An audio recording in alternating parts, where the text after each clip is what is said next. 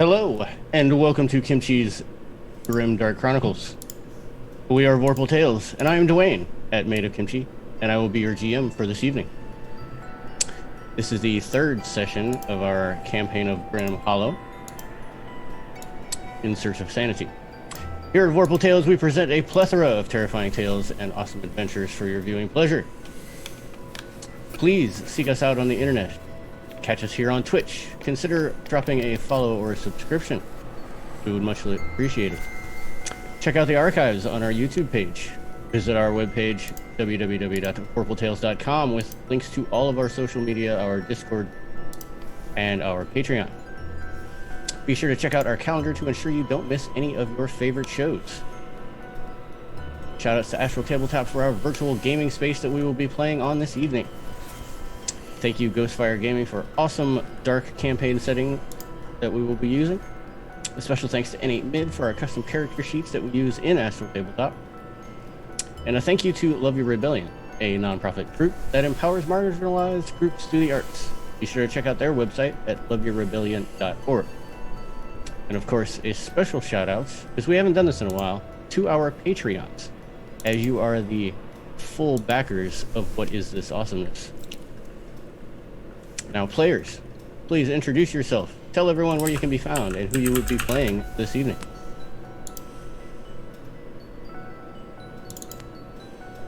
Sweet Christmas, I'm first, aren't I? Yes. Good evening.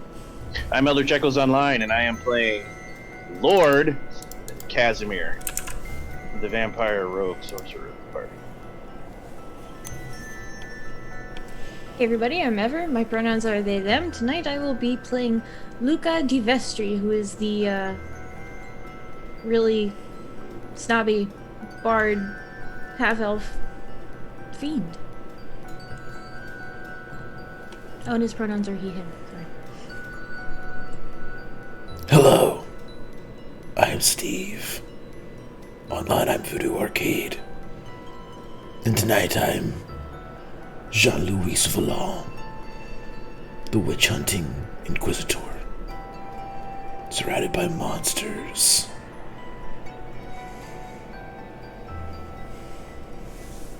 And hello, I am Kisama. You can find me on Twitter at TrueKisama, and tonight I will be playing the abominable Dr. Knackle.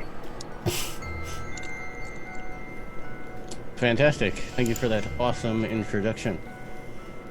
Now, Key, would you please remind all of our viewers and our players what happened our last session? Last session, we had escaped from the cellar the sinister surgeon, who was also a shapeshifter, if memory serves. When we had escaped, Lord Casimir had scouted ahead and found a group of survivors who were accusing us of being shapeshifters without proving that they were not shapeshifters. It's very suspicious. They told us that if we were to come back with at least one freshly killed shapeshifter, they'd trust us enough to let us in. And so we went out and killed 2 shapeshifters and brought them back, but not without casualties. John Luis nearly died twice. Dr. Knackle has a disease that will kill him in about 4 days, and Luca needs a bath. That is the most important one. Where we last left off, we had entered a church containing most of the survivors as a sort of base. Yes. So yes, at the end of the session, you were permitted entrance into the southwestern area of the asylum, which serves as the chapel back in the day, and now serves as the sanctuary for this large group of survivors. Many of them are patients, some of them were visitors, others were orderlies. They're just a slew of different types of individuals that are now in this sanctuary that you are at.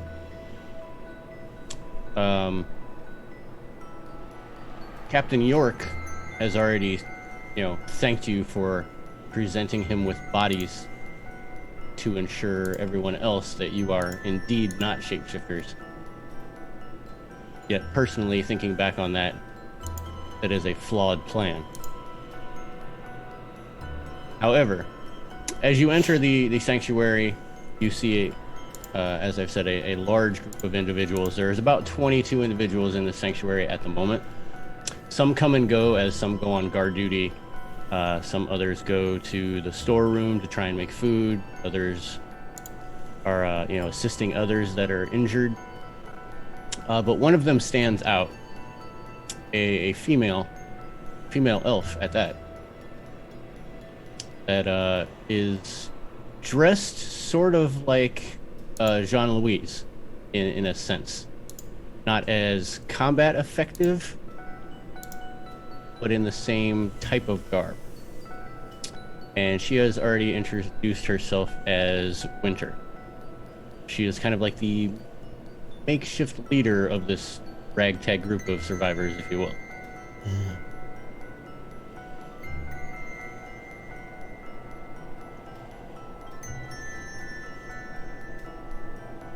Are you waiting on us? Oh, yeah, if anybody wants to say anything. If not, I will continue. I'll walk up to Winter. What order are you from? You mean an order here? I am... There's an order here? No, I came here originally to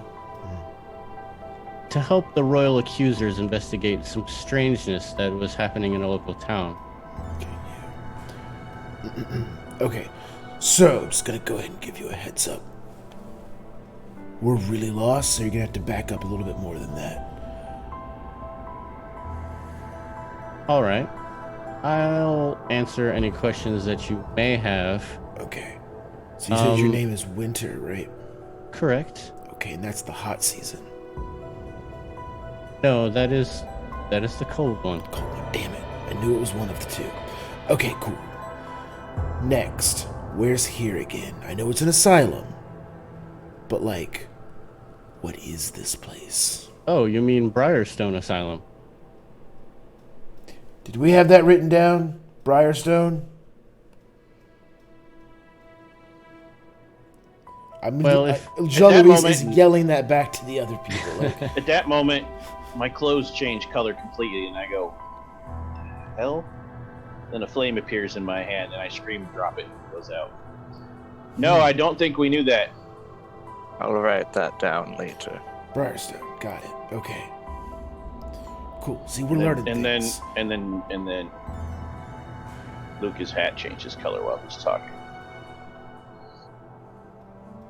Me? I don't have a hat. Not names. I got the names wrong. Not Steven's hat changes color while he's talking. Don't do that. I look around. Who's he talking to? Yes, Don't talk to the Briarstone. hat. Don't do that. Are Very you interesting. all right? No, I'm not.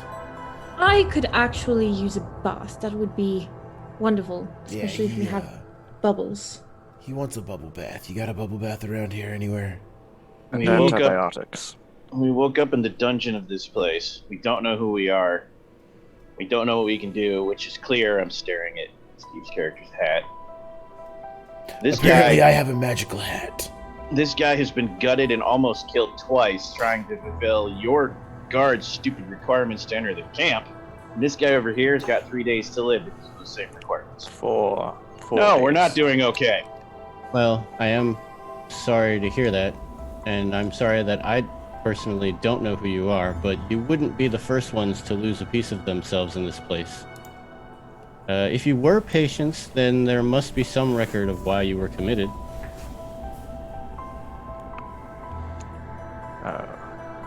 Sure, that'd be great if you had a records office. Oh, there is one. It's in the eastern halls. but we don't go Probably there. buried under rubble, right? What happened? Did like a giant sneeze and fall on this building? East. No one really knows. That's up, right? I point west. No, it's a sideways direction. It's that way. Got it. Yes. Yes, no one really knows where the tremors came from. Nobody really knows what east is. I know. It's Tremors. okay. So it was like an earthquake? Of sorts, yes. Right, so we lost our memory.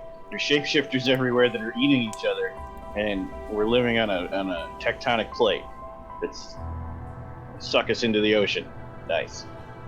Well, yes, at first there was the... Well, let's put it this way. How can I explain this as easily as I can? So there was a revolt that happened. We're not entirely sure, but we know that it was a patient-led uprising. And it wasn't like a riot that I've ever heard of, though. It was more like a religious movement. Most of the northern halls now are kept by robed patients who call themselves the Apostles of Orpiment. Of what? The Apostles of Orpiment. Orphan mints? Orpiment. Allow me to ask a dumb question. Why don't you just leave? Hey, that was going to be my question. Well, if you did come from Now the basement, you don't have to look dumb. I'm sure that you have seen the yellow fog that is outside. We went in the courtyard. We were fine. Nothing happened. Well, things tend to change once you step outside the front door. The weather beyond is like nothing that I've ever seen. Thunder like laughter and rain like blood. And that's Worse not to than say... shapeshifters and mad cultists? Well, I mean, there are things that seem to scamper and flap within the big forms of the fog. May I ask a dumb question? No questions are dumb in this place. Why please. haven't you dug a tunnel to try it? It's actually a really smart question. Boom, we got him. Guys, we got him. Good job. Good job, everybody. Good job. You know, that is an excellent question, and I'm sure that you will get right on that. As I will. There's an answer. We're on an island. Do we know that? Does anyone know that? Oh no, I changed that setting. Oh, so there is no good reason. There is no All good right, reason. let's get some shovels, guys. Holy shit, we just broke the scenario.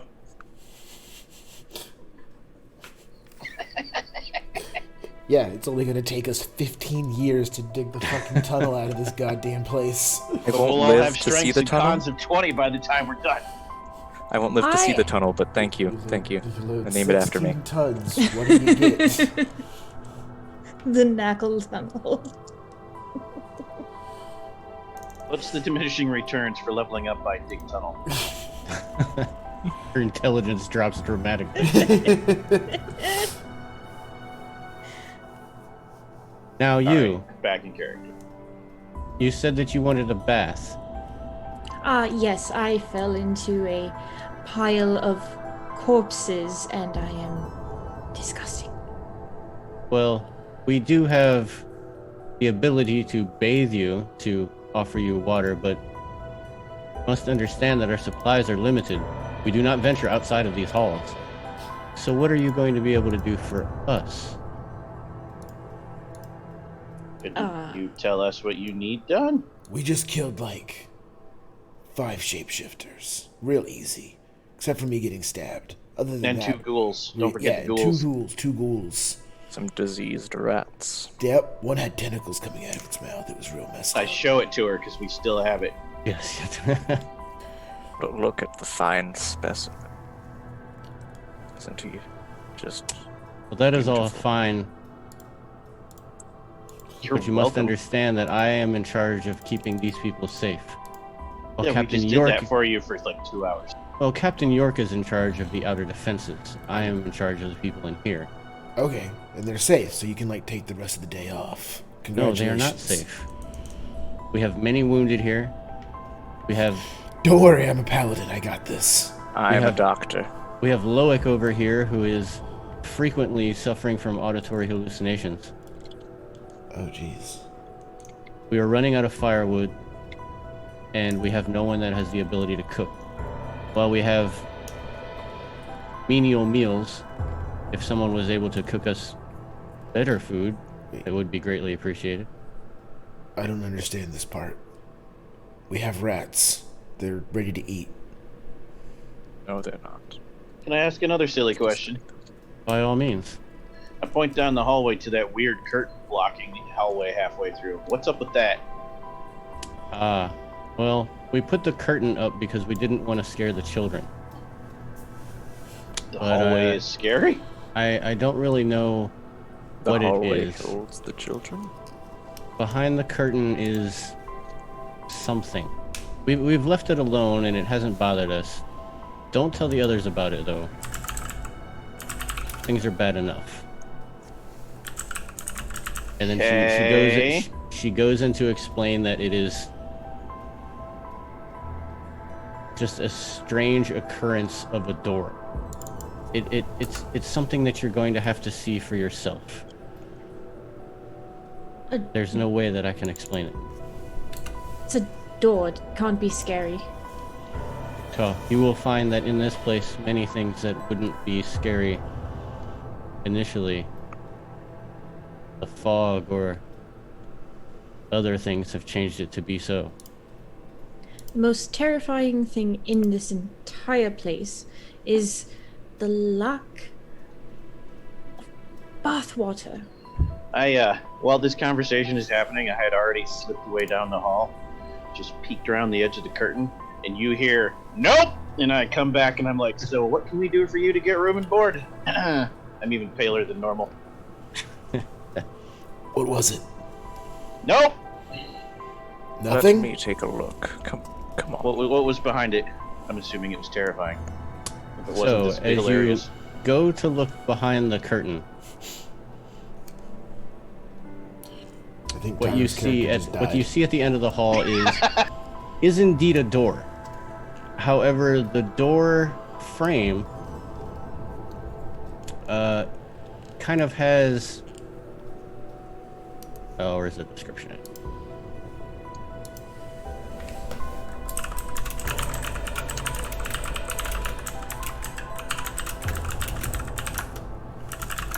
Sorry, hold on a second.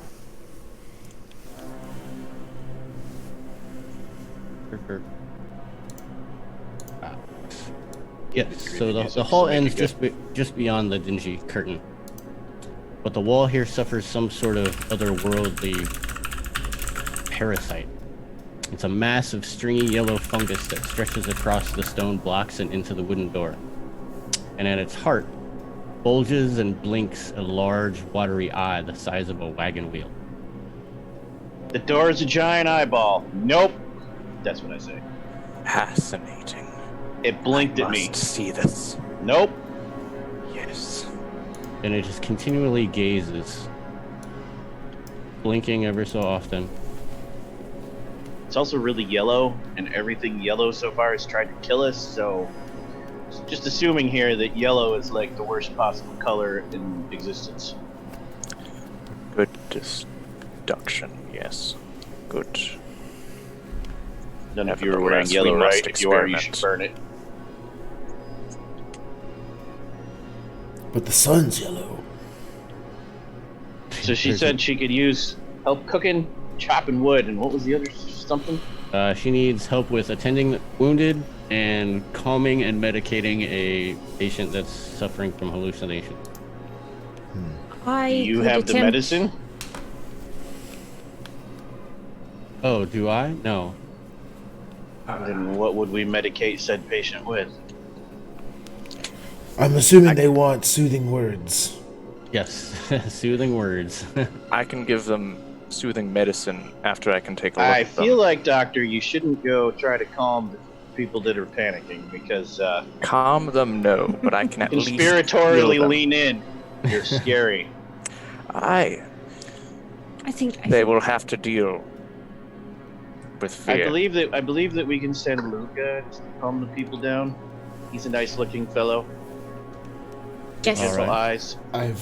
And I could sing. If you How don't about mind, maybe Sorry. Nope, I apologize. I'm sorry. Maybe, Doc, Flames. you could help the injured people. You could actually, I don't know, do medicine. So let's start with the doctor. Okay. So are you going to attend to the wounded? My plan was to check out the door first due to morbid curiosity, but I did take an oath to heal the sick. Okay, you So can it's check an out. impasse You can now. check out the door first if you wish. Dr. Knack will just try and squeeze his way past Lord Oh, I don't Casimir. stop you. I'm just like, this is a really bad idea. Huh. All ideas are bad ideas before they are performed. Before they're good ideas. Before they are good I don't- ideas. I don't think that's true. Clearly you're not a man of science. I will Change the move color of his curtain pants aside. to yellow. As you walk up to it, it Makes him a target for everybody here. Its eye darts around and blinks. Jeez, that's creepy. Blinks. Fascinating.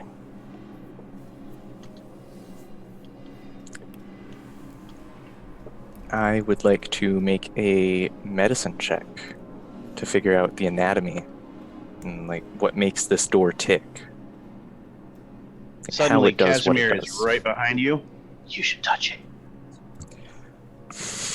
Touch it. Take reach into my thieves' tools, my assorted like rusty implements that were once medical supplies, now twisted to my own needs. And I'll take a file out and I'll just start poking the door.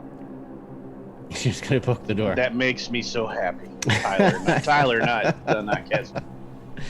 So as you start to poke the door, the first poke doesn't really do anything. As the second poke happens, out of the pupil of the eye, a almost xenomorph type mouth protrusion shoots out with fangs and tries to bite you.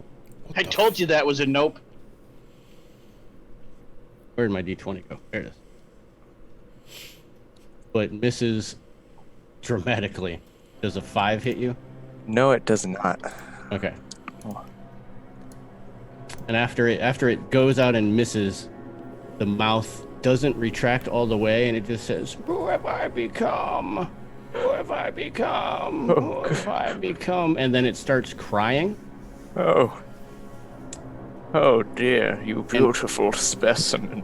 I have a Pools- question. Pools before- of yellow liquid start filling up the floor. Did you just like shove the curtain out of the way, or did you slip behind it so we can't see?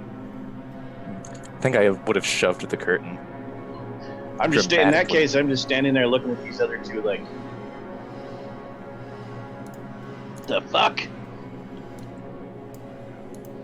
Don't worry, you've become beautiful. And then the mouth retracts back into the pupil, and it just continues to dart around. Fascinating. Dr. Knackle will walk back very gingerly, and move the curtain aside again, his curiosity satisfied as he returns back to the rest of the group and just simply says, "All right, now who needs some medicine?" I look you dead in the eye, put my hand on your shoulder, and say very dramatically, looking towards the curtain, "Can the patient be saved, doctor?" He is already saved. I'm gonna take that as a no. I am very strongly beginning to wonder if, like, I was this guy's guard and accidentally got thrown in the cell with him. This guy's crazy. These are possibilities.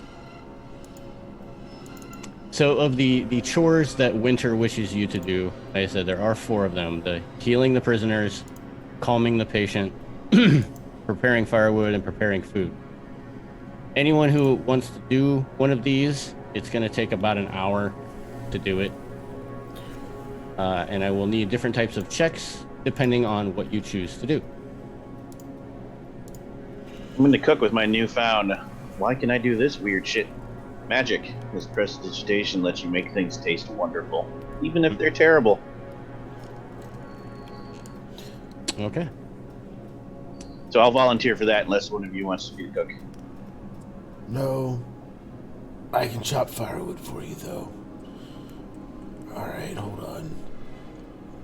I go... Do they have wood for chopping? Is it just literally chopping? They do. They have, they have pews that have been overturned in the corner. Okay. They have bookcases that they're not really using anymore. All And they right. do have an axe. Okay, good. So I'll take the axe, just line up some wood, start humming a song and chopping wood. Some people say a man is made out of mud. Whack!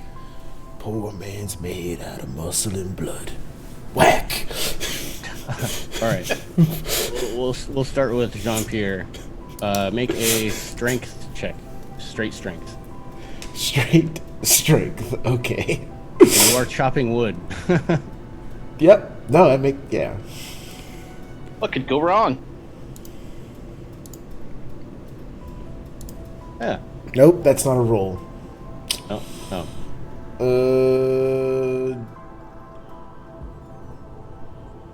Not the saving throw, just a straight strength, which means I need to click the red button, which means I need to click that.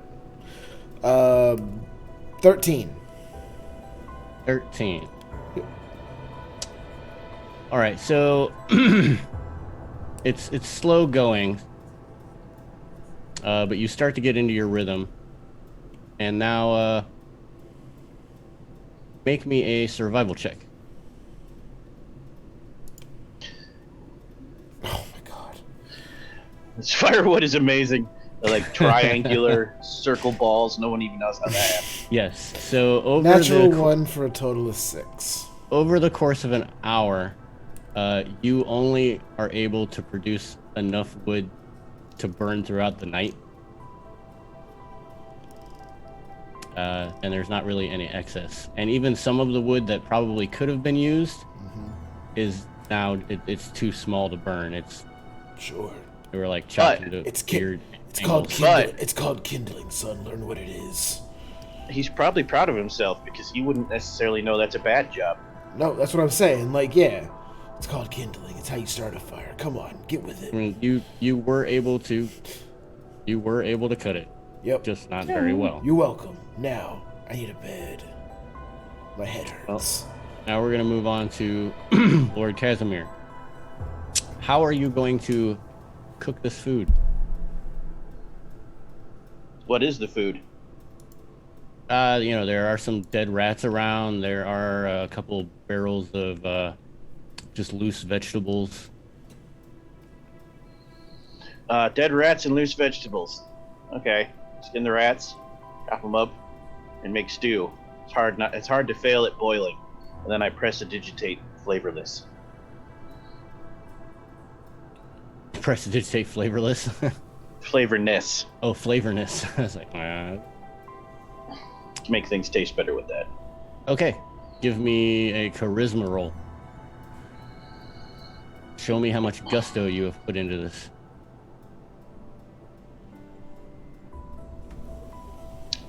Apparently, wait. Yeah, that didn't roll.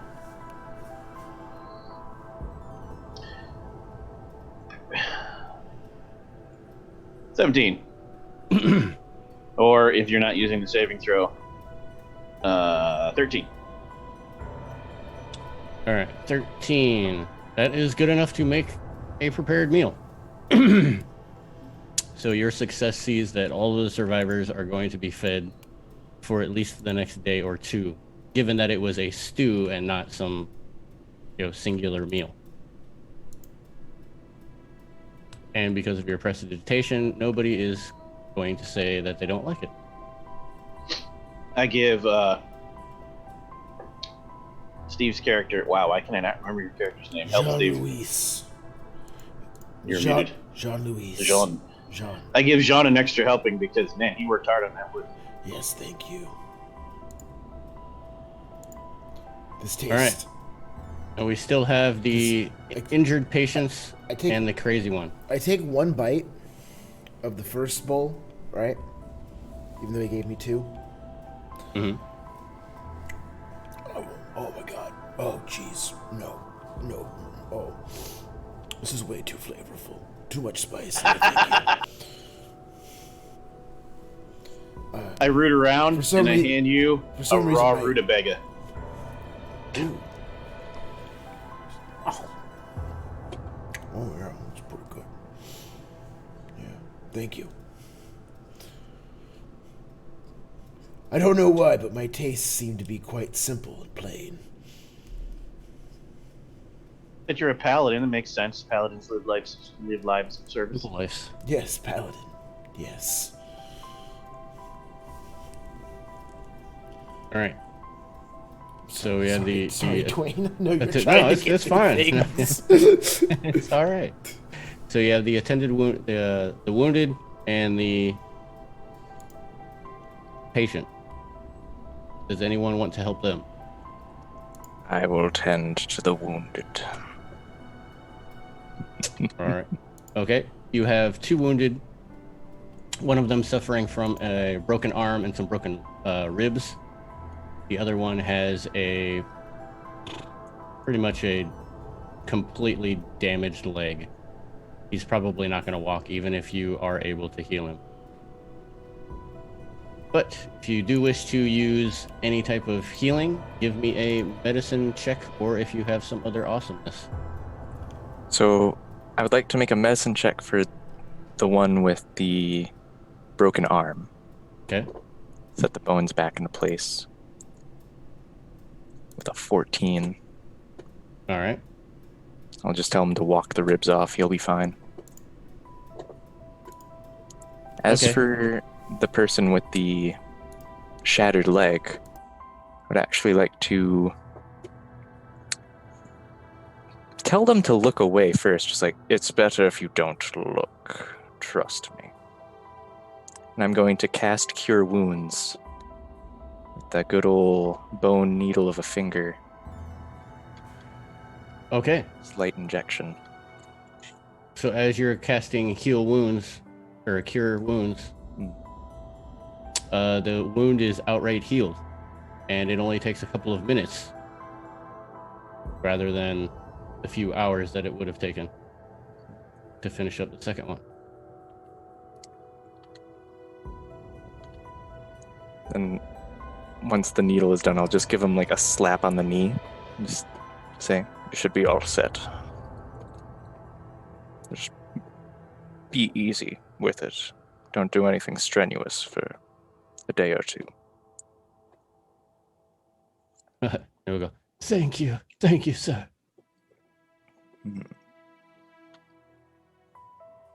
And with this extra time I've now acquired, while everyone else is still chopping wood, I'd like to just rummage around a bit in the medical supplies they have here for any antibiotics or anything of that sort for myself.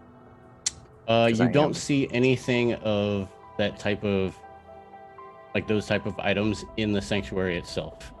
But you did hear Winter mention that there is a storeroom close. And didn't Jean verify that she's some kind of priestess or holy woman? Yes. In that case, at some point, I would just recommend to you in character, why don't you ask if she can beseech her god or goddess to remove your disease. You truly believe that they're around? You don't have to believe it for it to work. She does. Fascinating. I'll take that into consideration.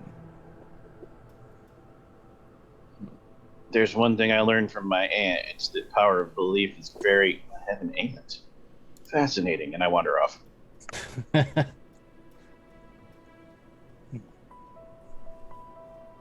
All right, there is one more chore to be done if you wish to do it. All Ah, eyes yes. on the bard.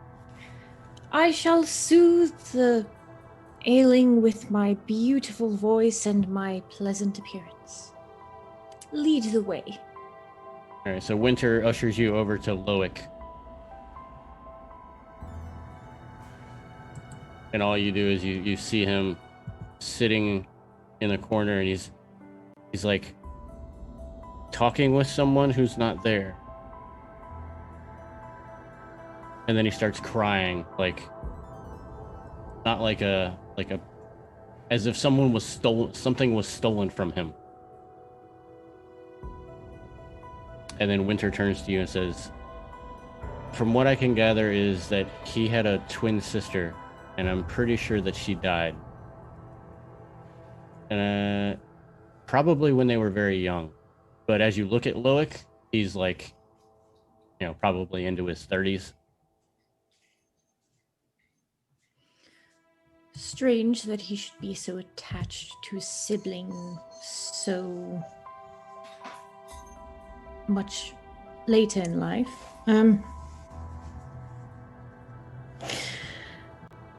Let's see, how can I do this? With your stunning personality. Well, I will not object to that.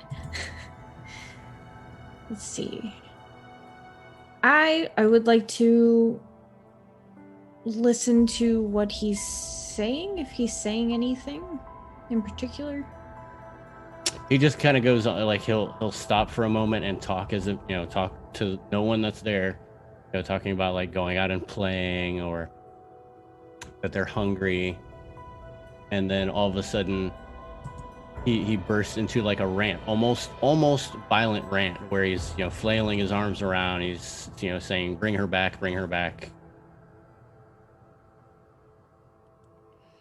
Is he acting more like an adult or more like a child, even though he's older? Or like a child.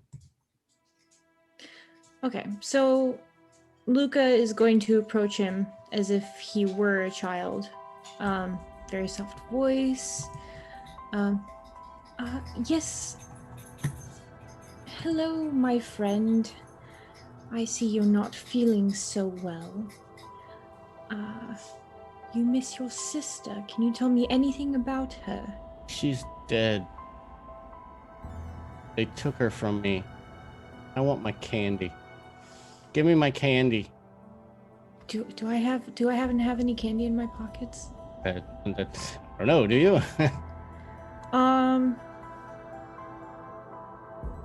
If I can take a little fiat there, I'm gonna say yeah, from wherever I came from originally. There's like some special hard candies from whatever castle I was in last, I guess. Okay, are you gonna give it to him? Yes. So he takes the candy out of your hand. You can see that he visibly calms down slightly. And then as he looks at the one, he looks back up at you and he goes, this one's for me. What am I going to give to the taker? The taker wants candy too. The taker has my sister. I want my sister back. Give me the candy. And he starts to get violent and he's like starting to throw his arms around again. He's like, I want the candy. Who is the taker? Can you tell me? They took my sister. She's dead. Oh, come here. And I bring him into a hug and pat his head like he's a kid. And you're all right. We'll find out what happened to your sister. And would you like me to sing you a lullaby? Yes. Okay, so Luca will pull out the flute that he has and just kind of play it in a song that's kind of similar to Brahms' lullaby. If it exists in this universe, I don't know. Okay. Roll performance. Yeah. This should be no problem. 26. There it is. Not that he didn't like it, but it calms him so much he falls asleep. Excellent. That was the hardest chore of the day. I'm sure none of you had to deal with something that strenuous. After your guys' chores are all done, Winter ushers over to you. Luca, she points to the storeroom just out in the hallway, the next door over. Says you will find bathwater in there, if you so wish. Thank the gods. I absolutely wish, and my lady, I bow to you. I kiss the feet that walk upon this beautiful earth that belong to the beautiful beings such as yourself, and I shall go take a bath. You think you could remove the disease from our friend that's killing him? Kind of like the just little need guy. antibiotics. Should be fine. What seems to be the problem? I was bit by this? I'll take out the rat with like all the little tendrils on it. Winter, I should warn you now. I believe this is a lost cause. I've already done lay on hands, and it didn't seem to help him at all. No cause is lost in the eyes of my goddess. Alright then. Go on ahead. She'll usher Dr. Knackle over to the statue at the end of the sanctuary on the far west end. Dr. Knackle will roll his eyes, but then remember that he's an abomination himself, so he just goes, "Oh, okay, right." Walks over to the statue. And she sits you down in front of the statue, and she mutters a couple of words and moves her hands around, bows up, bows down, does a circle, and then she places both hands on you. And as she does that, you feel an immense burn, as if your skin is on fire.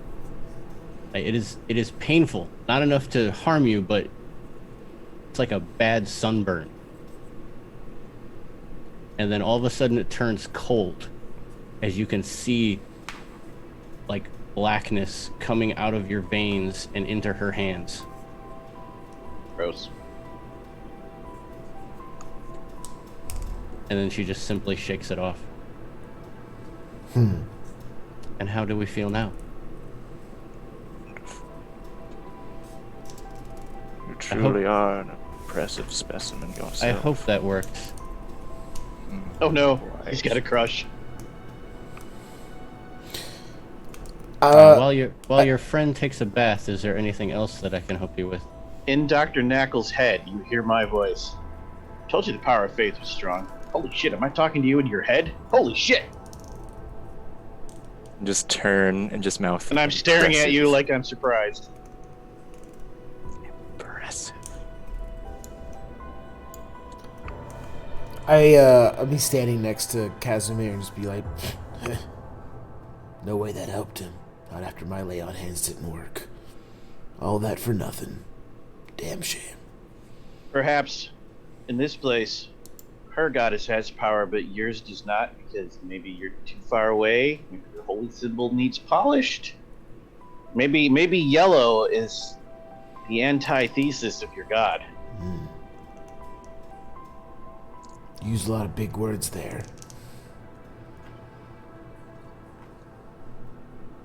Do not worry. You're still a you're very just a bad impressive paladin. specimen. Alright. I'm gonna go to bed Maybe you're now. here because you're on your journey of redemption. That's what it's got to be. Redemption. Some unknown sin that was purged from your mind, and ours because it's so terrible.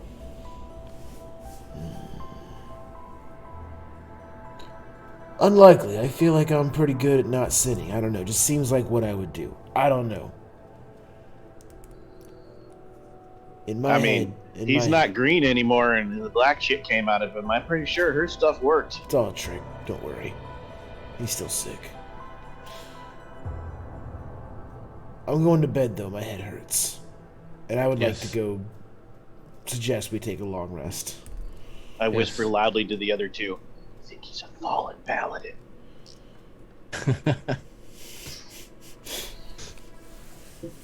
All right, so if you guys wish, you can take a long rest. Seems And wise. Winter does suggest that you do. You know, just looking at you, she can tell that you're exhausted. You've been through much. Yeah. She offers you a couple of cots. Before I rest, I'm just kind of like preening myself and you know, have my clothing all clean-ish, so I'm in my undergarments for bedtime, I guess.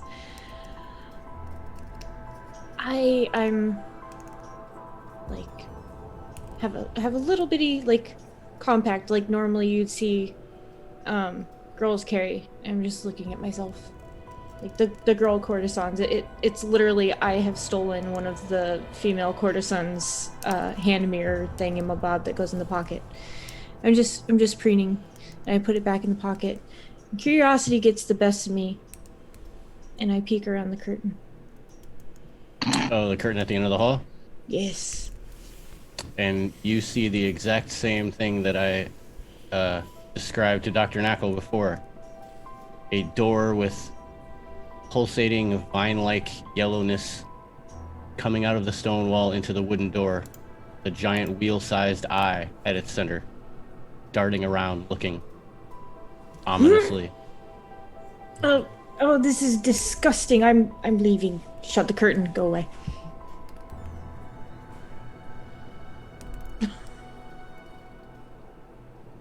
How Alright. dare you? He's beautiful. How dare you? So as How you do you all, know it's a he? Yeah. So I guess since everyone else has gone to the door, I will also go and peer at it and see the horribleness. Just so Alright. that we can all say that we saw it. So you But- pull the. Yeah. Go ahead. I was gonna say, but I do kind of want to be like, what? What the hell are you? Who are you? It says nothing. It just continues. Its eye just moves erratically.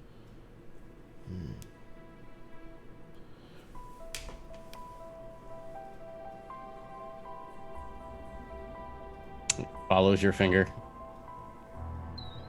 So, I stop you on your way back, Luca.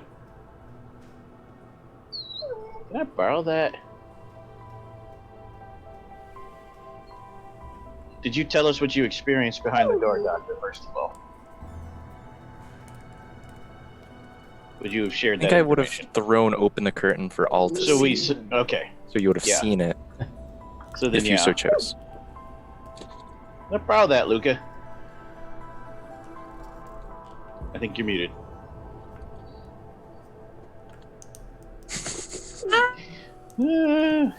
I, damn it. So I pull it out and I go, you'll give it back, right? I stole it fair and square. Absolutely, this is yours. You steal a thing, it becomes your thing. Precisely. I hand it to Jean and say, when the doctor was messing with it, it asked it what it had become. Show it. Oh. Okay. The hell is this thing? It's a mirror. Shows you your face.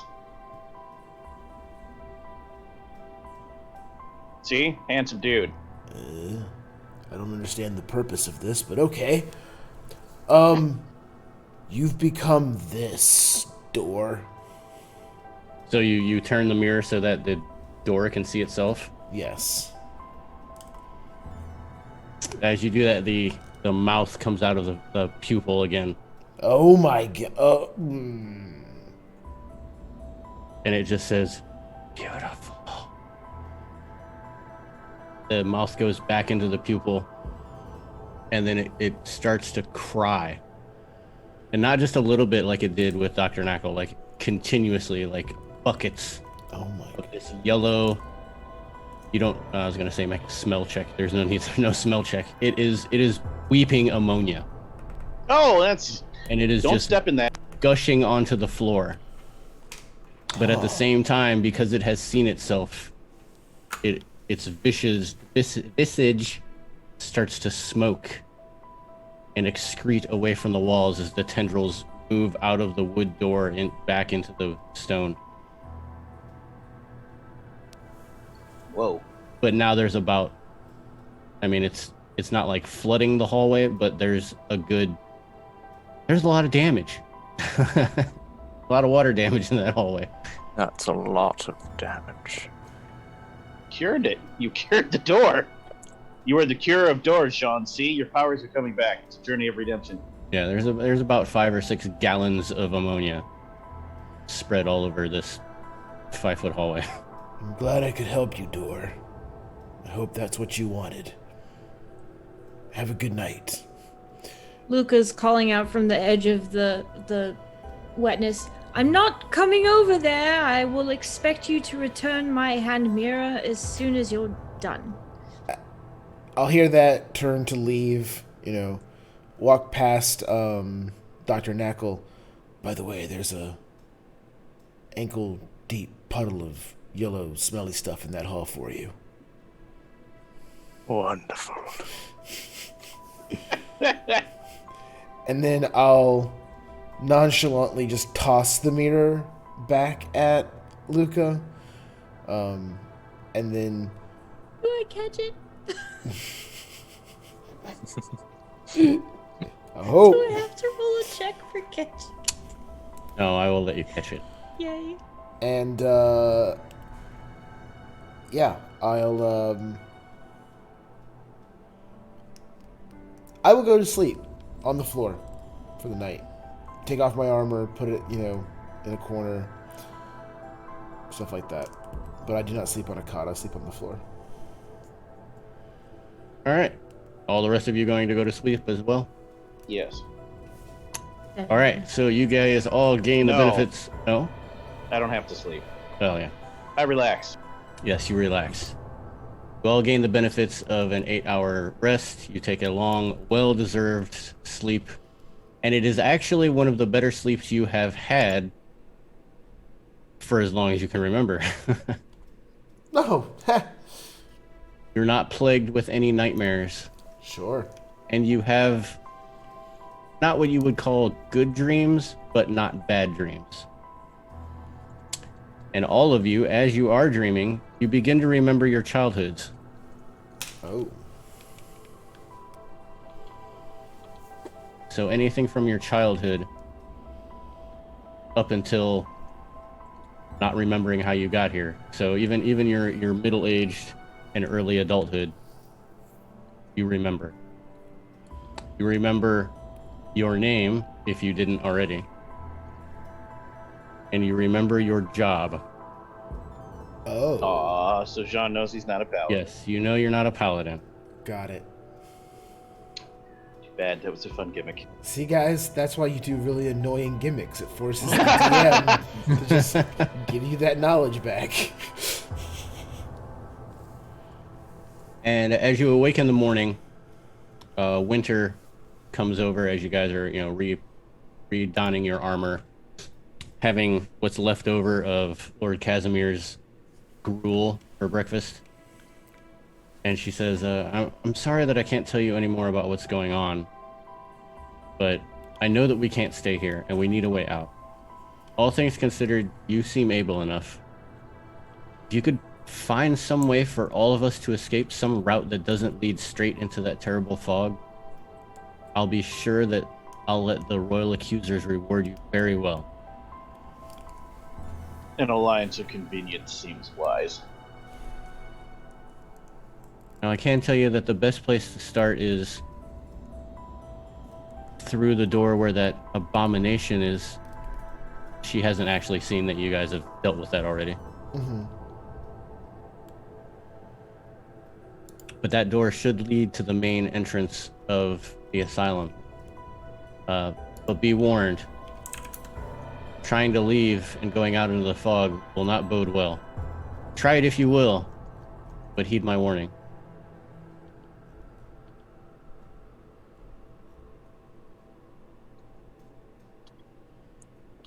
Thank you for your services. Is there anything that, I know that we don't have much to offer, but is there anything that we could provide you with as you go on? Perhaps. Do you have any crossbows? No, they do not. Do you have any short bows? Yes, they do. Perhaps my friend here could use one. Points at Luca. Out of character. I can use a short bow? Yeah. Short bows and crossbows. I knew about crossbows, didn't know about short bows. Oh, I Not have as a crossbow. juicy, but you do what you gotta do, right? Range stabby for you is better than rapier, apparently, with your dice rolls.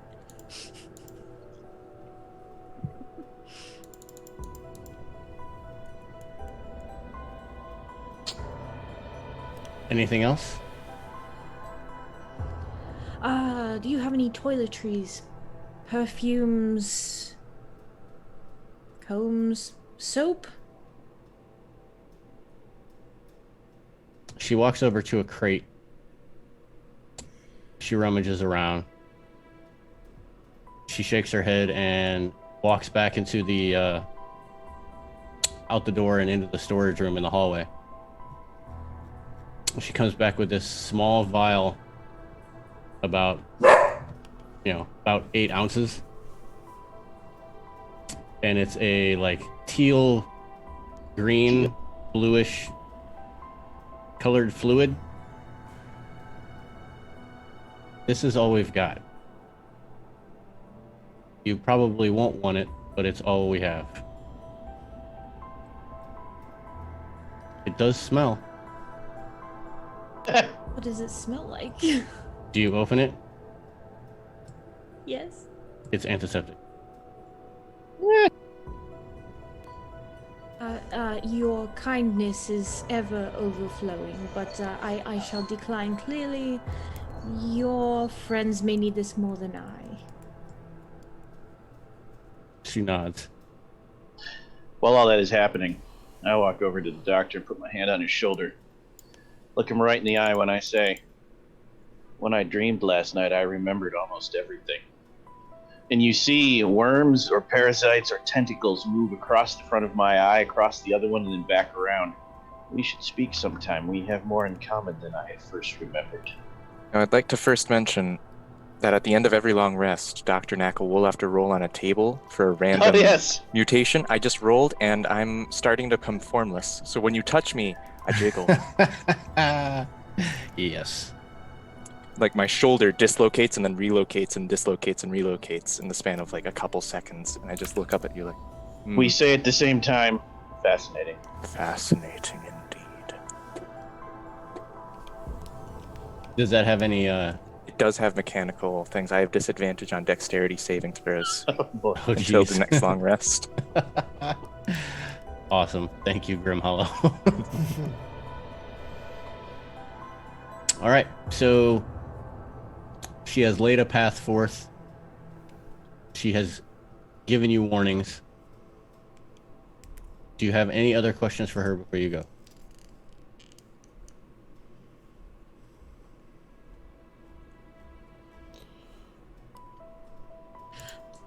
What perils will we face if when we head out that you are aware of? Well, We haven't already beheaded. aside from the shapeshifters and the ghouls, there are the cultists. Strange, fanatical patients that lie to the north, to the northeast. Other than that, it seems like anything that you could find in your worst nightmares is in this place. I smile, Fangy smile. Then this will be a romp. Out of character, didn't we bring her a cultist? Yes, you did. Yeah. Okay. But as an unimportant side character, he's already been written out of the show and did not get a cameo this episode. No, he did not. Before we go, could I possibly convince the grown boy to write a letter to his sister? Perhaps if I tell him that I shall deliver it, he may feel better. I probably will toss it to the wind as soon as we find our way, but I shall at least have it. All right, you can go ahead and try. How very kind of you. Yes. I will leave it up to you whether you want to try and persuade him, or the D word. Deception him. Deceive. Yes. Deception him. Die? Disintegrate? Dismember. Either one are perfect. I think I'll use deception though, because my character plans on just ditching it as soon as they're away from him. Oh, an 11. See if his will holds out. He rolled a 19 on the die. I don't even know what his modifier is. Damn it.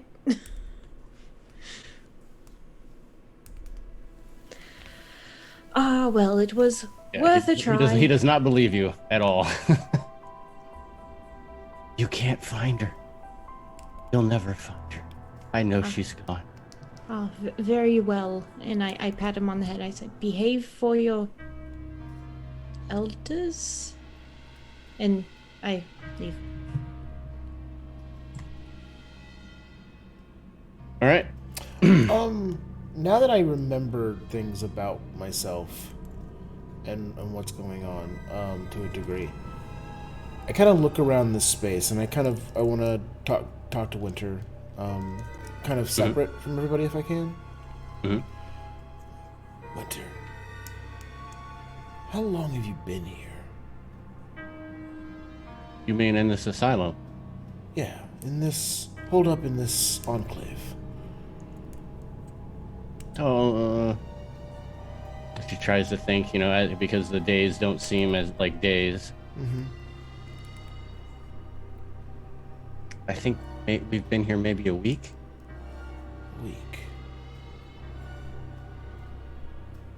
You've been able to defend yourself here? Well, we had that strange thing on the door, which kind of cut us off from the rest of the facility. The only thing that we had to guard against were the shape changers to the north, and we were able to fend those off. Interesting. So in the middle of all of this horror, the yellow fog, the terror, you found a place that you could protect. You found a place that you could defend easily. Only one way in. That is right. This place was gifted to you. For you to protect yourself. This is a holy room. Well, and she looks back at the statue. Obviously. Yes. Obviously so. It's obvious. No. And it's the statue to just a seraph, right? I'm sorry?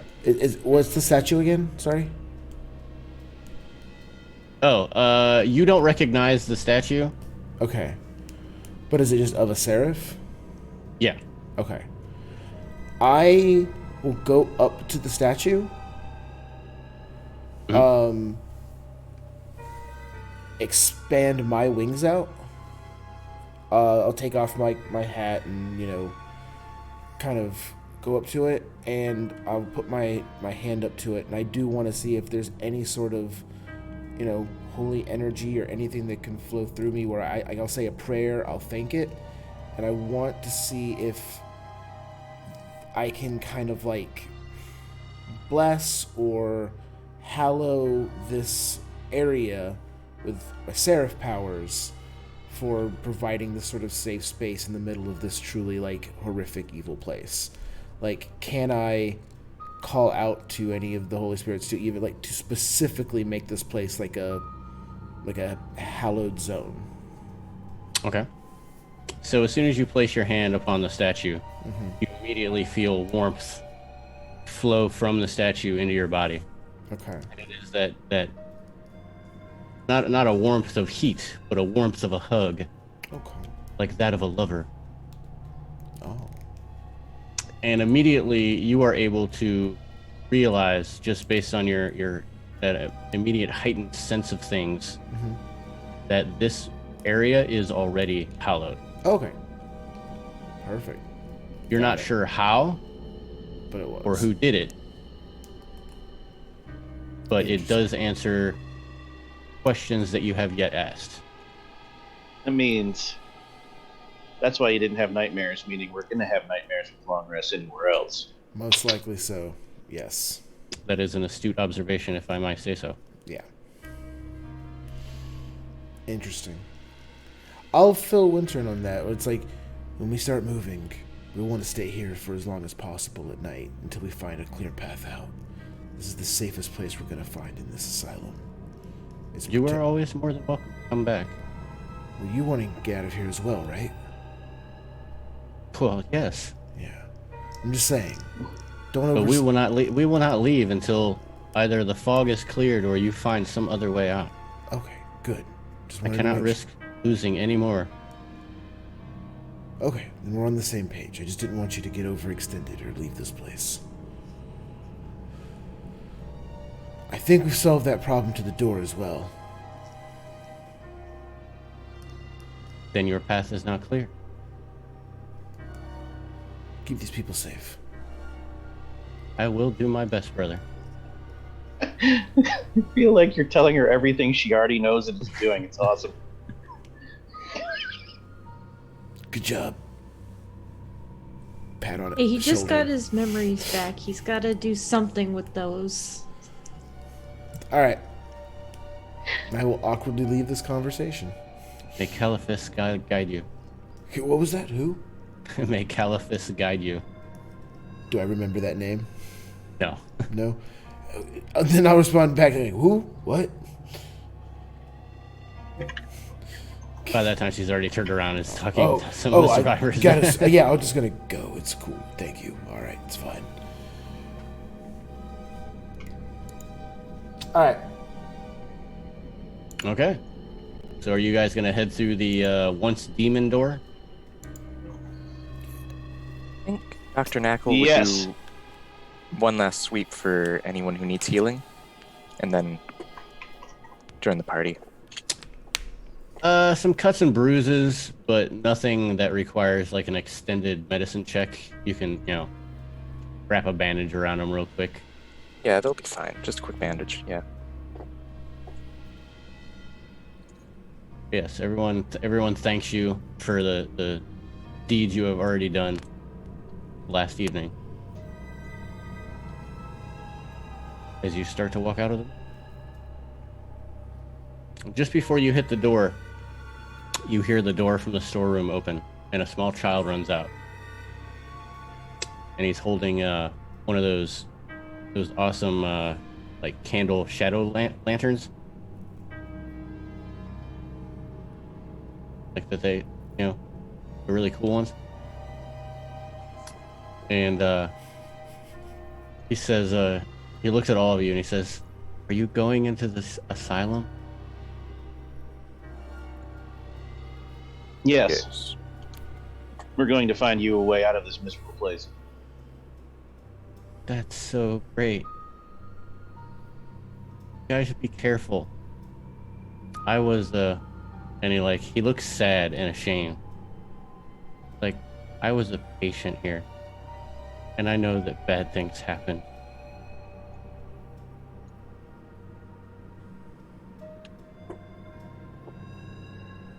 Never fear, we are all brave here, and we shall prevail over all of the monstrous beastie things. Why don't you tell us the bad things that happen here, small child of wisdom? Oh, you want to know my story? Well, people brought me and my brother here because we saw our parents get killed. And we were sad. And they didn't have anywhere to put us, so they put us here. That's unfortunate. But then something happened, and some of the older patients started hurting other people. I was the lucky one, and I ran. But my brother didn't get a chance to run.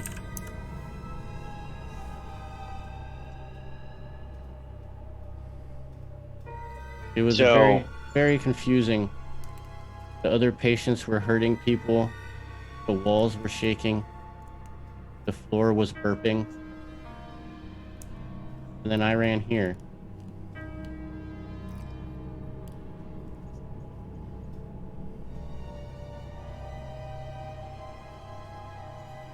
So you're saying your brother's lost in the building somewhere? No, he's dead. I know this. A lot of dead siblings in this place. Well, It's a nice lantern. thank you. Me and my brother used to watch it all the time. It makes me feel happy. Well, at least you have something to keep you happy in this awful place. Good luck, child. You know, little one, I know someone just as lonely as you, and he's a little crazy. Perhaps you could keep him company. Oh, that guy? Yes. No, I don't go near him. Why ever not? All he talks about is his sister.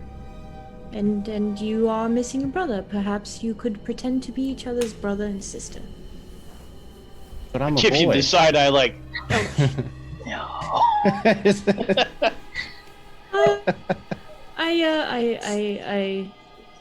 Out of character, totally did not pay attention to the fact that you said it was a little boy. I heard child. It makes sense in character too, though, because you're noble. You're like peasants. Who really pays attention to peasants? You children are all the same, right? Right. Not till you hit about He looks at you like, 20 do you become No, that's Agenda. not. That is not 20, how that that's works. too old. No. By 20, she's going to be a spinster if she isn't married, This has a child. wither up and die. I was playing into the whole you're a peasant. you're too poor to have a gender. Dr. Knackle would come up Or you behind couldn't and buy like a gender. try and reach up and put a hand on your shoulder, but it feels like one of those like rubber slap hands. He's just like, I'll explain it later. Did she just squeak? Yes, she did. Well, that's a he in this game. Yes. I know it. It was a bit surprising feeling that rubber slap, but Oh god, I actually pictured it though. I just pictured you taking one of the slap hands and whacking me on the shoulder. Sorry. Carry on. Forget me. I'm beyond all help now. Oh boy. All right. Now what do you all do? Should we perhaps talk about leveling up at this point before our break? Oh yes. Since I forgot to talk about it last week, and I forgot to mention it again at the beginning of the show because I'm a noob. So yes, at the end of our last session, our characters did level up to level 2. And we were going to work that into the long rest that they just took. So if you could, we will start with straight down the line as always. Tyler, if you could let us know what you gained at 2nd level. Multi-class, Aberrant Blooded Sorcerer. Which is, for a sorcerer subclass, apparently a powerhouse of magic. Because you get your normal 4 cantrips and your normal 2 spells, plus bonus spells almost every level. In this case, Arms of Adar, Dissonant Whispers, and Mind Sliver at level 1. I also have Green Flame, Blade, Mage Hand, Prestidigitation, and Mending. And then I have Shield and ID Insinuation. Okay. I also can telepathically communicate. If I initiate it when you're within 30 feet, it will work up to my Charisma bonus in miles. Oh. So that's 4 miles currently. And it lasts for minutes equal to level. And then I got a few hit points.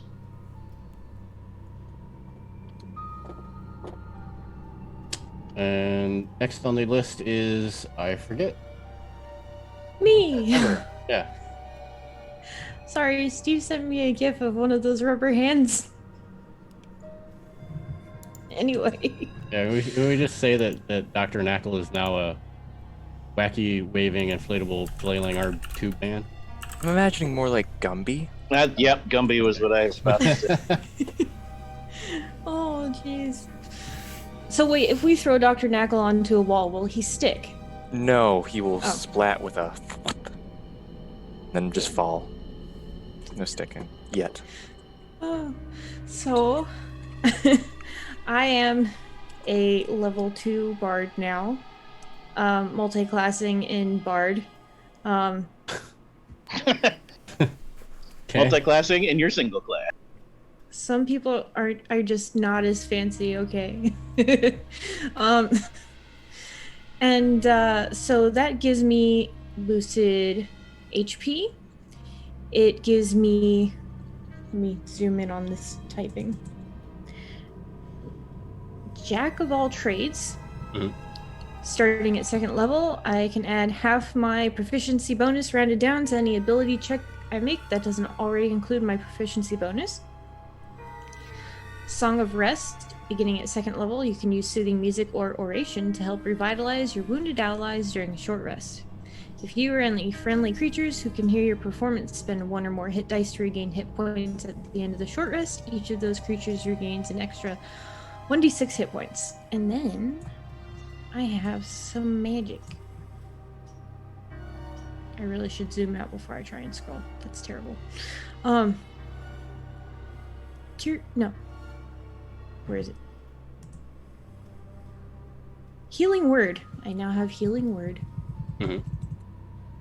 Yes, which is a bonus action, instantaneous, range of 60 feet. A creature of my choice that I can see within range regains hit points equal to 1d4 plus my spellcasting ability modifier. No effect on undead or constructs. All right. And I believe that's it. Steve. I took my 2nd level to be 1st level fighter, primarily so that I could get the additional proficiencies for martial weapons. So I didn't want to use the feat later on. To do that, it gets me the D10 in hit points, gets me the improvement of weapon and armor proficiencies. I also get fighting style, which I took as defense, so I get a +1 to my AC. And I get second wind, which gives me 1d10 plus 1 temporary hit points back without having to use up. I can just do it. Like in the middle of a fight, I can regain 1d10 plus 1 hit points. Yeah. Is that all? Yeah, this is 1st level fighter. Not a ton. Key. Yeah. Dr. Knackle's getting another level of Artificer, allowing him to get infused items. So I pick 4 different magic items from a small list, and I can make 2 of them at a long rest. And I can only have up to 2 of them at any given moment. What I selected for my infusions was an enhanced item, which right now is a +1 weapon. Right, enhanced weapon can make a +1 magic item. I can make a homunculus, I can make sending stones, and I can make goggles of dark vision. All right. They're all going to be monstrous alchemical creations. It'll be great. I look forward to seeing all this. And I hope that everyone watching is looking forward to seeing our band of heroes as they take their first steps into the halls of the asylum. But first, we're going to take a short break. It is 10:26 currently, at least by my clock. So we'll be back at 36. Yep, Eastern time, like Stephen said. 10:36 Eastern time. 10-minute Eastern Standard Time break. So we will see you all back again in 10 minutes, 10:36 Eastern Standard Time, right here. Don't go nowhere.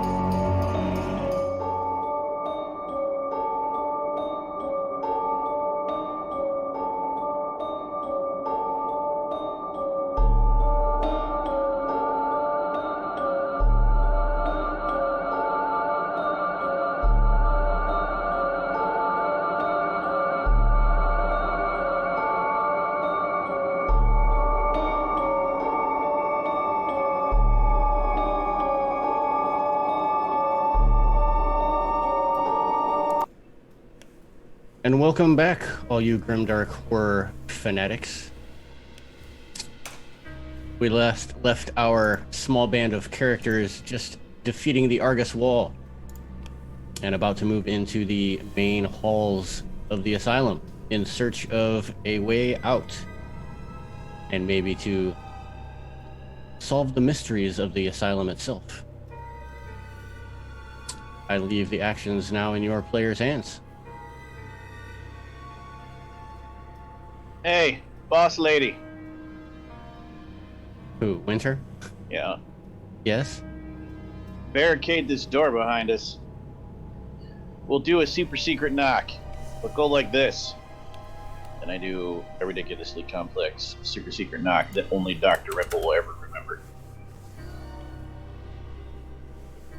Alright, I will pass this along to Captain York and have him barricade the door. I should really be careful in case that door was a shapeshifter. Well, in essence, it kind of was. In this dungeon, everything's a mimic. Alright. So you guys move through the door where the Argus Wall was.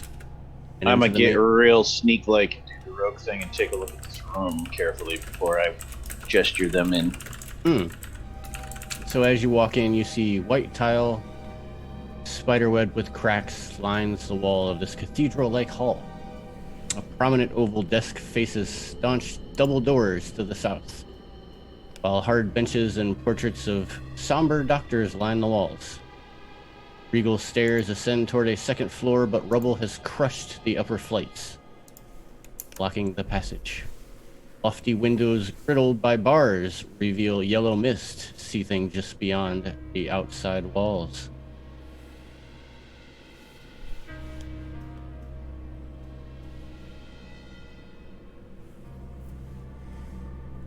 You're muted. Cause I'm awesome at testing your lip reading capabilities. So I see 4 doors plus the main exit. Is that correct? You see the main Oh, exit no, to the 5. south, a double door to the north. See a single door there, and I'm not sure how far you can see in. I have 120 foot dark vision now, Yeah, but so I'm gonna check the whole room before I wave them in. there are a Be lot a of proper doors. rogue. There are a lot of doors exiting this hall. You have the main door to the south. Just out of your view, there are some double doors to the north. There's a single door that you can see. Another single door further down the hall on the left, right there. And then there are some double doors to the southeast. Any of them have viewports, glass, or windows I can see what we're dealing with, besides obviously the main exit. No. Okay. The No, room these are all is empty, these are all internal doors. Yes. as far as I can tell. The main hall is totally empty, with the exception of some rubble that you see at the end of the hall. In that case, I'll call them in and be like, this area seems safe. Lots of ways we can go, including out, but she's right, it looks really gross out there.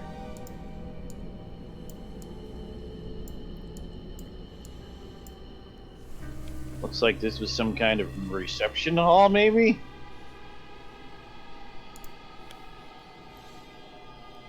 Based on the pictures on the wall, it looks like it was probably like the main entrance of the asylum, like, you know, the welcome desk, if you will.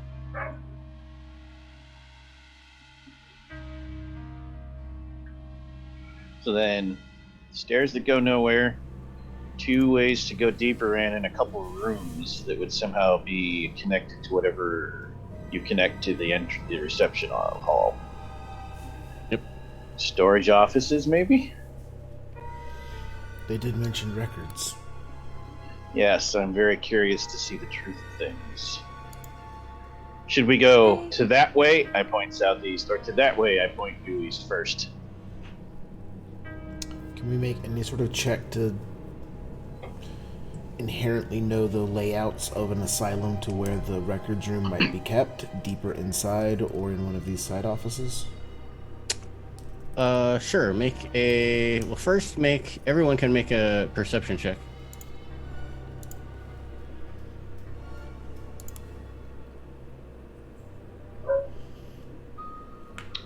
Casimir got a 16.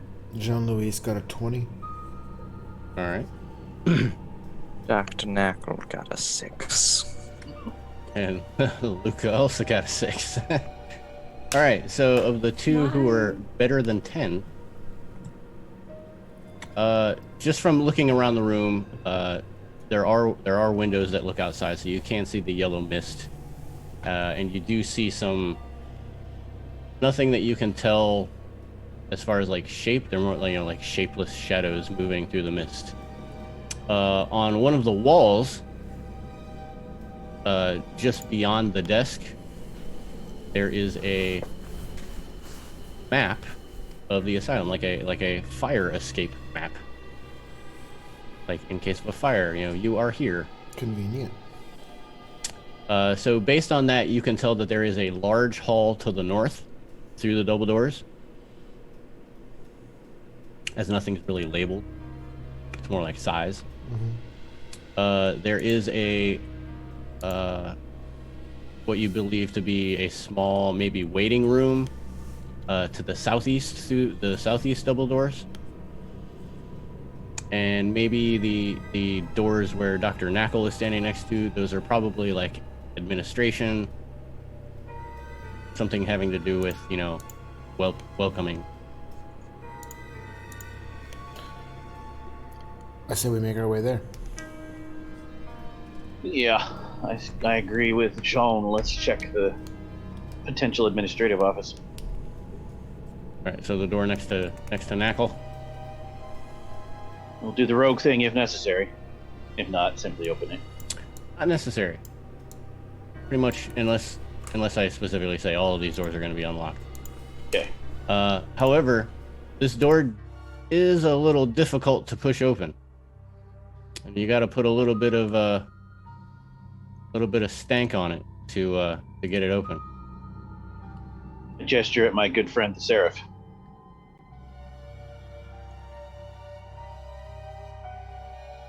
Yes.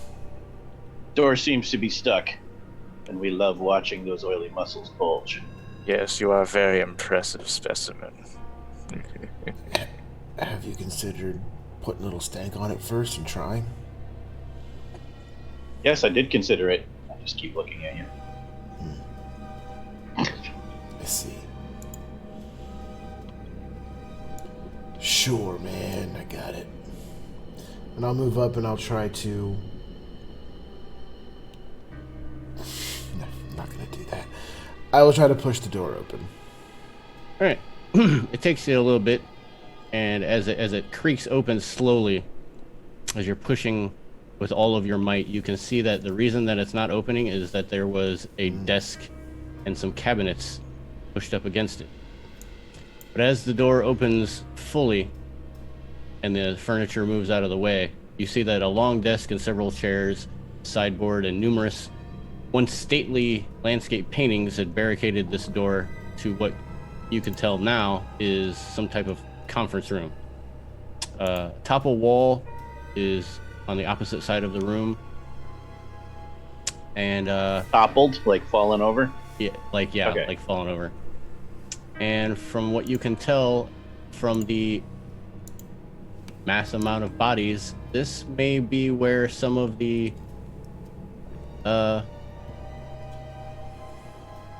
like the nurses and the orderlies tried to hide.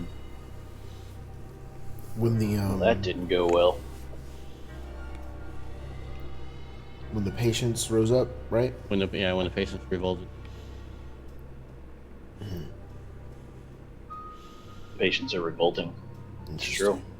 Just using your logic, you could tell that this room probably would have been a good, safe place, as they had barricaded the door. However, with the wall crumbling on the other side, there is another door into this room, which I don't think that they were planning on barricading. Something really scary was trying to come through that way. Luca, you're used to crawling through blood. Go in there. Go in there. I am freshly bathed, Yeah. my friend, and I Yep. shan't be crawling through any blood. Damn it, No. Luca. No, Crawl in there, no, through the blood, no. and see if they have any Nope. keys. Or if they have anything shan't. administrative in there. While they argue, I'll mage hand my way through the pile and accidentally get some blood on Luca's pants. Oops! All the way out in the hallway. I don't know how that happened. Hmm? You. I just cleaned these! Are there, as Jean so cleverly asked, anything useful like keys or anything else of interest? No keys that you see hanging on any wall or on any orderly's belt. However, you do notice that one of the former orderlies is wearing a suit of padded armor and had a sap in his hand. Okay. A Beat down stick. I take the beat down stick. I hand it to the doctor and I say, "You never know." It'd be better if someone else had this, trust me. And as you even as your mage hand is rummaging around, or anyone who's rummaging around, it is blatantly clear that these bodies consist of staff, patients, and maybe even visitors. Like everyone, no one was spared. However, no like paperwork or anything. No paperwork or anything like that.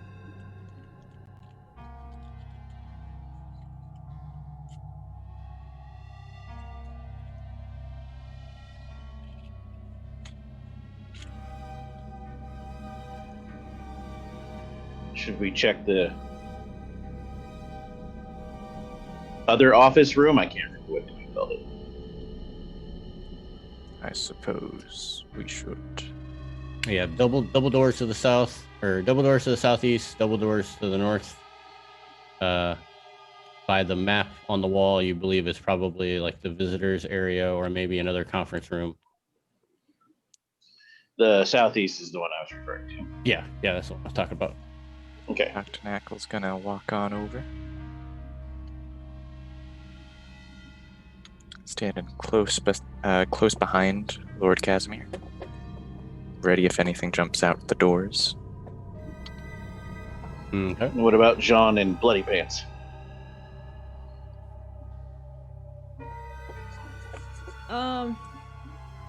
Gonna stand close-ish, but not too close. As always, my general position is to be right there behind you so that, we can... Beat stick down things. Yeah. I open that door. All right. As you open the door and begin to walk in, as though it had been plucked from the halls of some warm country estate, this room is filled with inviting furniture, a hearth ready for a fire, artwork populated by picnicking families, and a mansion-shaped cage with a colorful taxidermic bird inside. Large windows might have once looked out over colorful flower beds, but now show only yellow mist. A battered corpse is impaled on the antlers of a stuffed elk head hung above the hearth. Huh. Antlers above the hearth.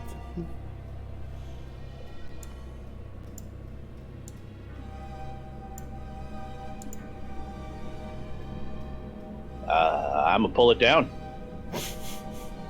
As you pull the body down, it is no... it's not alive. it Shocking. It definitely flumps to the ground. At first glance, you thought it may have been a patient, but when you flip them over, you can tell that this individual was definitely wearing stained yellow robes. Huh. Someone impaled the cultist.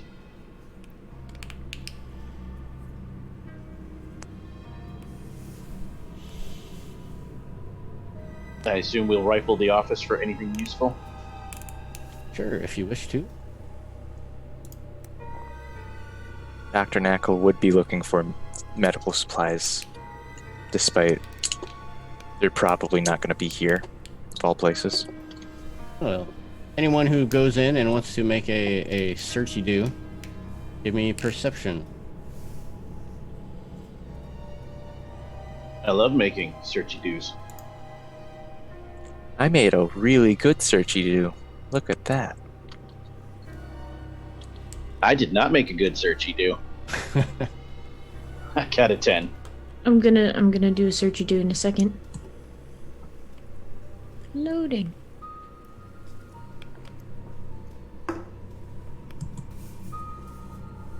Oh, a 24. I did an excellent searchy do. Great. That's So Dr. Knackle and Luca, as you guys are looking around the rooms, looking out the windows, you one of the things you notice first is when you were in the main entrance, all you could see was yellow mist, outside. Here, you see yellow mist, but as you look around, you also see really angry lightning. And it begins to pour very heavily, but only out of the southern window.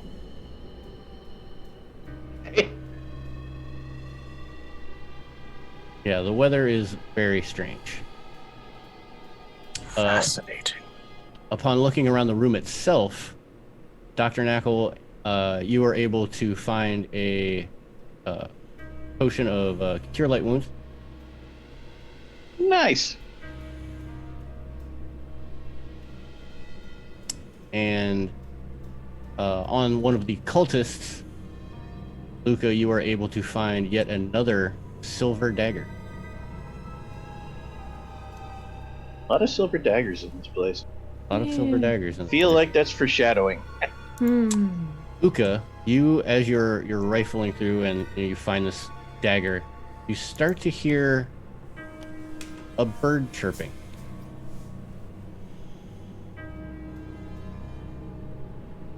But it's like a pleasant chirp. Does anyone else hear a bird? At all? Do any of the rest of us? It's only you right now. No. It's very low. No. I just hear angry lightning. what's it saying? Tweet? No, the lightning. What does the lightning say? Jaw open, slow blink. Crack? Fascinating. So who all is in the room? Is I am. everyone I mean, in the room? as soon as someone else is stepping, I'm wanting to be the front, vanguard-esque thing. So yeah. Yeah, I'd have been in the room, sorry. All right, for those who did not do well on their perception check, I need wisdom saving throws. Yeah, she's getting real. Jean-Louis got a 20. 16 for the Lord. Great. So, as the bird chirping starts to get louder, the two who didn't initially hear it, I should say, the two who had the lowest ability to hear it, you start to feel like your stomach start to rise in you, and you momentarily lift off the ground, as if someone was trying to levitate you, but you're able to gain your footing, and you drop back down. And then continually, the bird chirping starts to get more and more loud, and almost in a menacing, coaxing caw of a crow instead of just a nice little bird. We can all hear it now? Yes, you can all hear it now. And it is blatantly coming from the cage. I use Mage Hand to poke the bird that is the stuffed bird that is in the cage. It is a stuffed bird, right? It is a taxidermied bird. Yes, it is a fake bird. I'm gonna poke it with Mage Hand. It doesn't do anything. It just continues to squawk. I slap it off of its perch? Question mark? Make me a wisdom saving throw. Oh no! Let me reopen my sheet.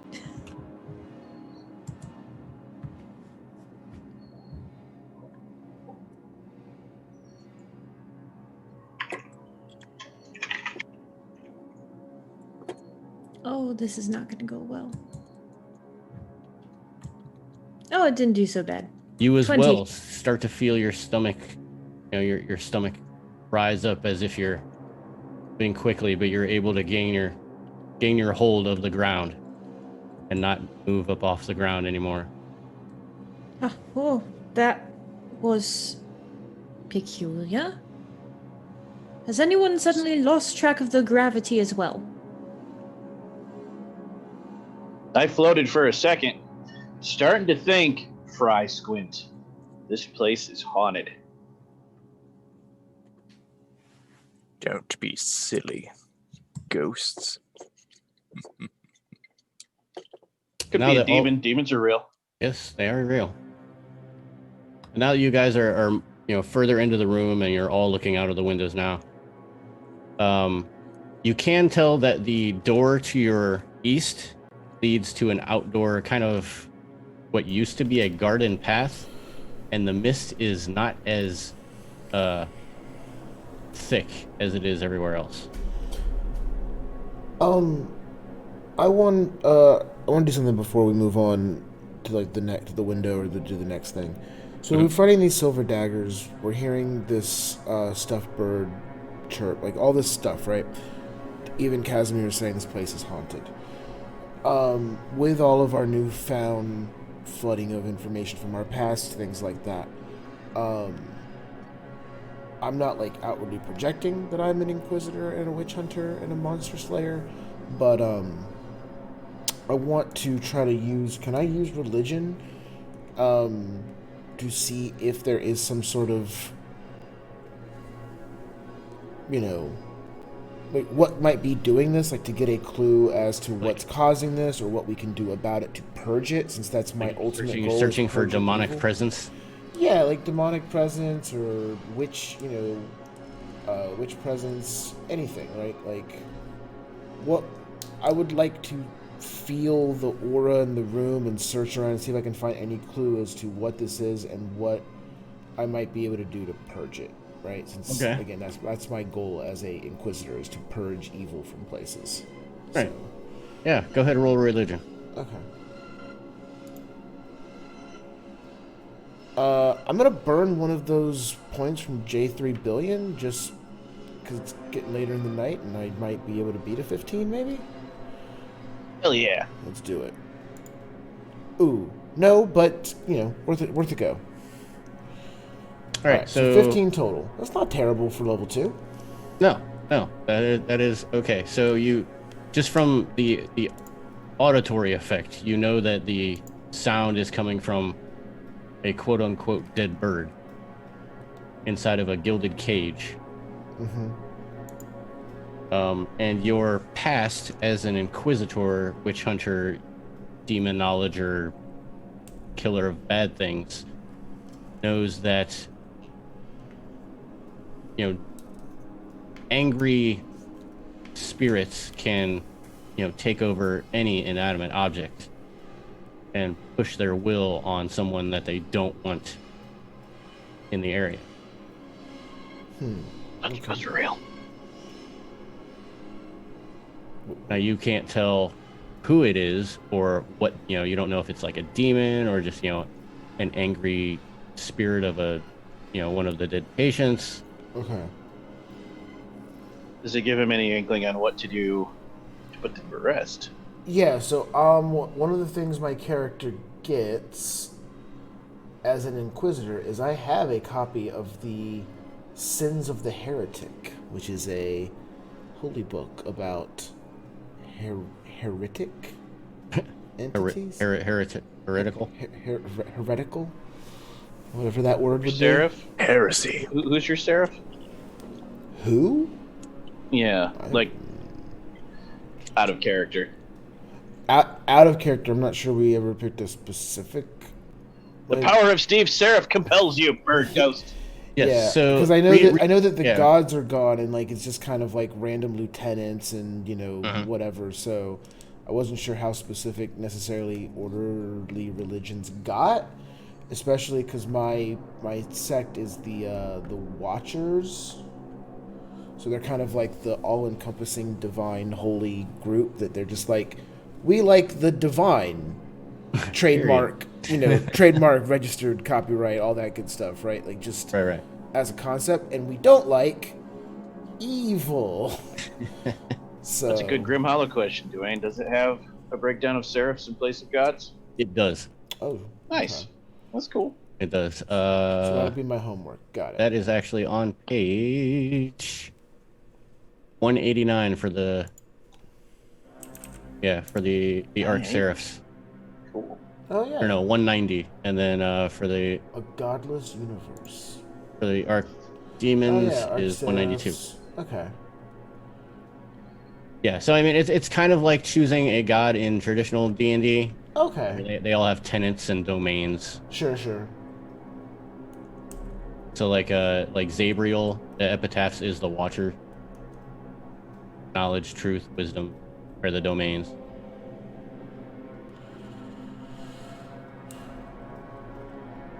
Who is the Slayer of magic users? Yeah, I was gonna say like,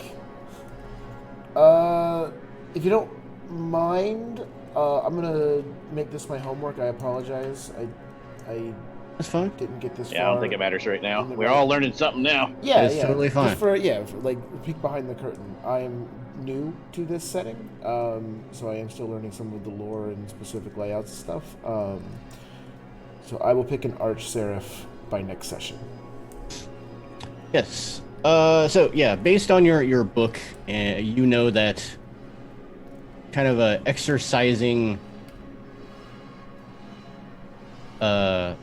inanimate objects is kind of like a twofold process. Okay. One is, obviously destroying the object will help, but that does not vanquish the spirit itself. So destroying the object is step one. Step two is either forgiving the spirit or blessing it for forgiveness, giving it some type of right. Or if you wanted to and you had the time, you could sit down with your book and probably do some type of exorcism, but that's going to take a while. Okay. With my 15 religion check, kind of said maybe not. I couldn't do the specifics. I don't know who it is, what it is, anything like that. Right. I feel from my Seraph side compelled to help. If this spirit is like, if this is a negatively affected spirit and it's mad at something, or it's like, you're saying that it's like, it's in here and it's trying to like keep people it doesn't want out, essentially? Mm-hmm. Okay. I would feel compelled to try to figure out, like, why is it mad? Why is it trying to keep people out? Like, I would, I would say, like, this bird is possessed by an angry spirit. What it's angry at or who it was in life, I don't know yet. But if this place overall is overrun by spirits like this, anyone we help or save might weaken this place's overall hold on us. I concur.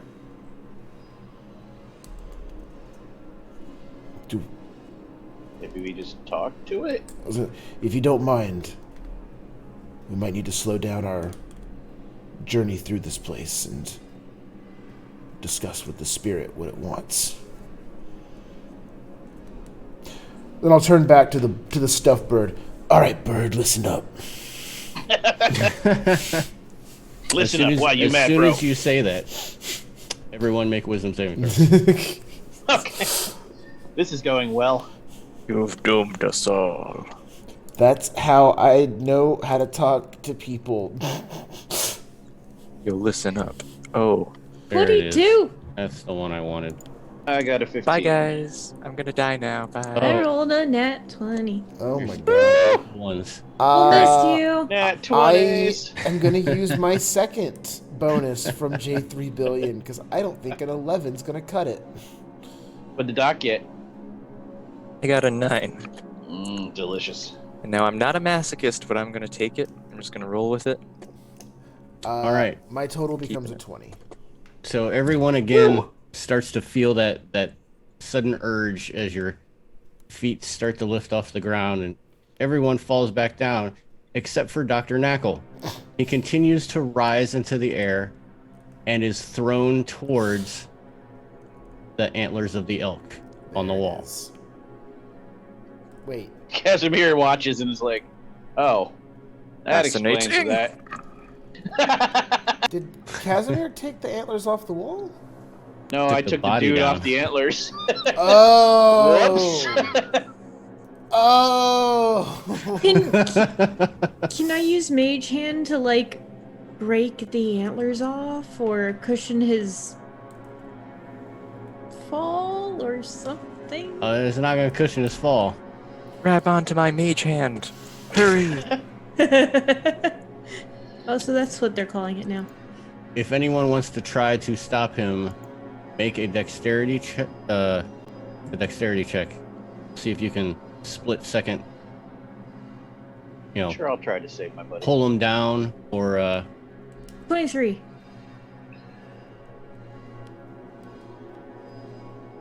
Okay. So Luca, you are able to grab onto his little chubby ankles.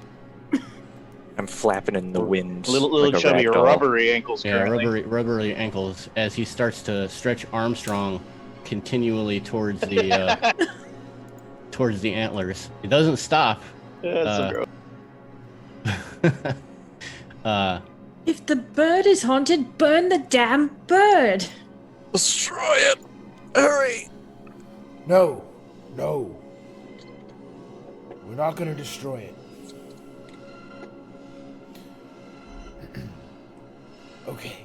I'm sorry if my tone was a little harsh. We're here to help you.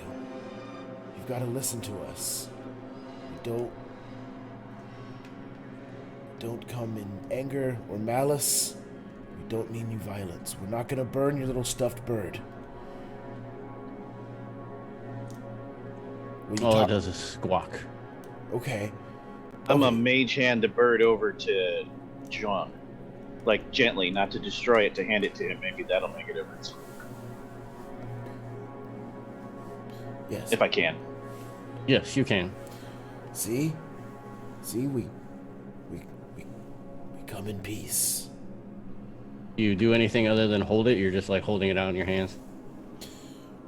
Is there something you're looking for? It squawks. Out of character, pet it and give it a kiss.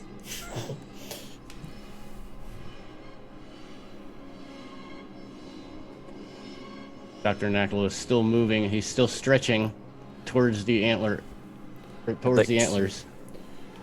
If I may, I would like to do 2 things real quick. Bonus action. Scream. Scream. I mean, that's a given. I'm screaming. But also, Chitinous Shell. Maybe that'll help me, like, soften the amount of damage I take when my AC goes up, I'm thinking. And also, I'll take one of my, call it a scalpel, and I'll start just, like, etching away at it to try and thicken the Chitinous Shell to cast False Life on myself. To maybe cushion the blow there, too. Okay.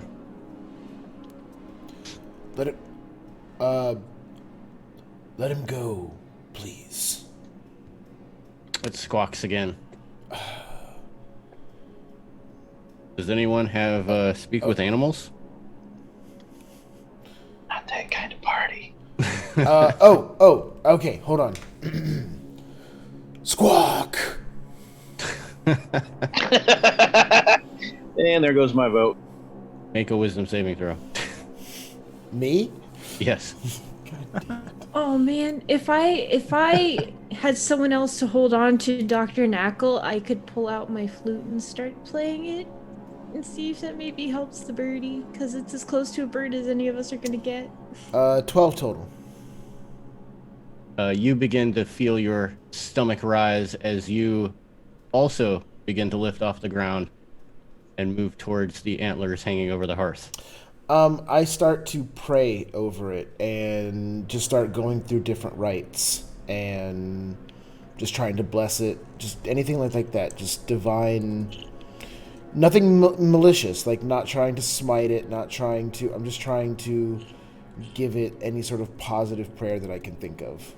So you're just like going down the list, like, well, that one didn't work, and Yeah, the Benny from the Mummy, basically. yeah, you're like holding up symbols to it. Yeah, Oh, that's not working. exactly. Let's try this one. Is that one? Nope. That's okay. While he's doing that, I'm going to zone in on what your little hint just was. Starting at first level, I can form a telepathic connection with your mind and a creature I can see within 30 feet. Oh. I would like to try to telepathically talk to said bird ghost. Okay. First, Steve, high or low? Low. Big money, big money, big money. Come on, baby. It was indeed low. Woo! I rolled a 6 on a D100. Real low. Nice. Call a Cthulhu roll. Okay. So you stop midair. You are still floating. Okay. Dr. Knackle is not. He is still moving towards Lord Casimir. Kind of like a on switch has occurred with this creature. And you hear a squawk. And it translates to what? Why are you trying to impale my friends on those antlers? My room. Why are you trapped here? Why can't you move on? Dead. Yeah, which means you should move on to wherever you go when you're dead. My room.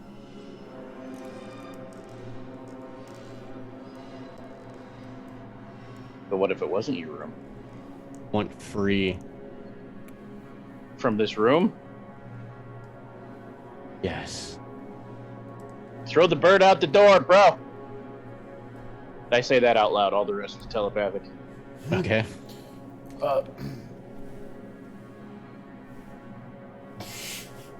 He's gonna yeet it out the window. Actually, out the window. yeah. Can I yeet it out the window into the garden so that it's outside? Oh no! Gonna let the fog in! It's gonna be awesome. You can. Well, I'm floating, so I can't. I wouldn't be if the window's not already open. Then I can't do that. I could open the window if it's openable. I don't know what kind of glass technology we got here. There is a door. That's fine. Yeah, that's fine. I just thought maybe outside would be nice for the bird. Yeah, I will mage hand open the door and say, "Free it! It wants to be freed." All right. So you open the door to the garden pathway and chuck the bird outside. Yes. And And- I yell, "Be free!" As it passes the threshold, it bursts into flames, Sweet.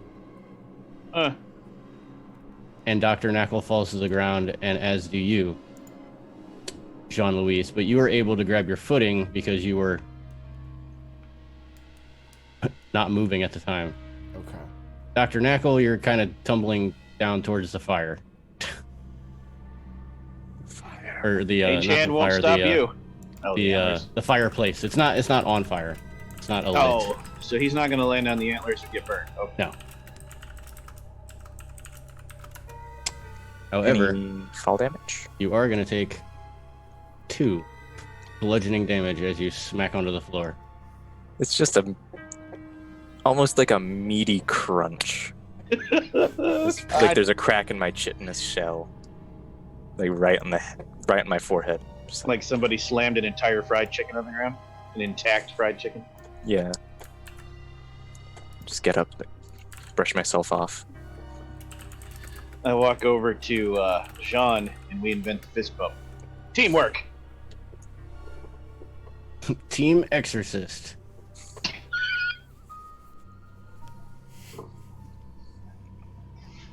Take a moment to thoroughly search this room for anything of interest, clues, items, anything besides bird ghosts. There, other than the stuff that you had already found, there's nothing of interest. Even on the cultist himself. I recommend we go to the big room north before we try venturing east. Because as we all know, in a dungeon, always go whatever way left is. And north is more left than east. North is more left than east. But that's just my recommendation. There are actually 2 more doors out of that main entryway. There is one. I don't know if you saw it as you were moving. Just to the north of where you are, and then the double doors near the entryway. I did see those, but my character would be like, "Oh hell no, I ain't going in the fog." Literally, everyone said, "Don't go in the fog," which means at some point we're gonna have to go in the fog, but not right now. Said not to go in the fog, and they used to tell me I was mad. I say we go in the fog. But you are mad. So you're one of them. Brilliantly mad. I don't see the problem. Good. That's 1 vote for north, 1 vote for in the fog. What about you two? I do not want to go into that fog right now. We should hold off on that for as long as possible. I also wish to not test the fog unless it is absolutely necessary. So if not fog, we could go north to the big hallway, or we could go northeast and take the tiny hallway.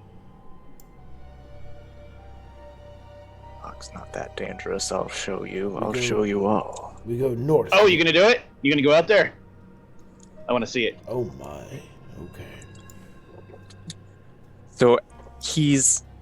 Oh yeah. Here we Dr. go. Knackle still has the chit in his shell, so his speed's reduced to like 15 feet a turn. So he's just aggressively marching towards the Okay. door, muttering, "I'll show you all. It's not dangerous. I'll show you. I'll show you all." And he throws open the door and keeps on marching out into the garden. Casimir, standing next to Sean, goes, "No, don't go." What's So gonna you're, happen? you're going out into the garden? Mm. Okay. Come with me. So you step out into the garden pathway. And as I said before, the Which mist door is this seems... before you get too far much farther? I Got it. You went Thanks. outside. Carry on. Yeah. Yeah, but there are lots of outside doors. Yeah. Okay. I see. So the mist is rather thin in this area. There's rustic flagstones that create a path through a bed of wilted flowers and shrubs. But just 15, 20 feet away, the mist is much thicker, and you can still see those writhing shadows moving throughout. And as you start to walk across the path, I'm guessing towards the next door that you see, Indeed. you start to hear like the sound of like flapping giant wings.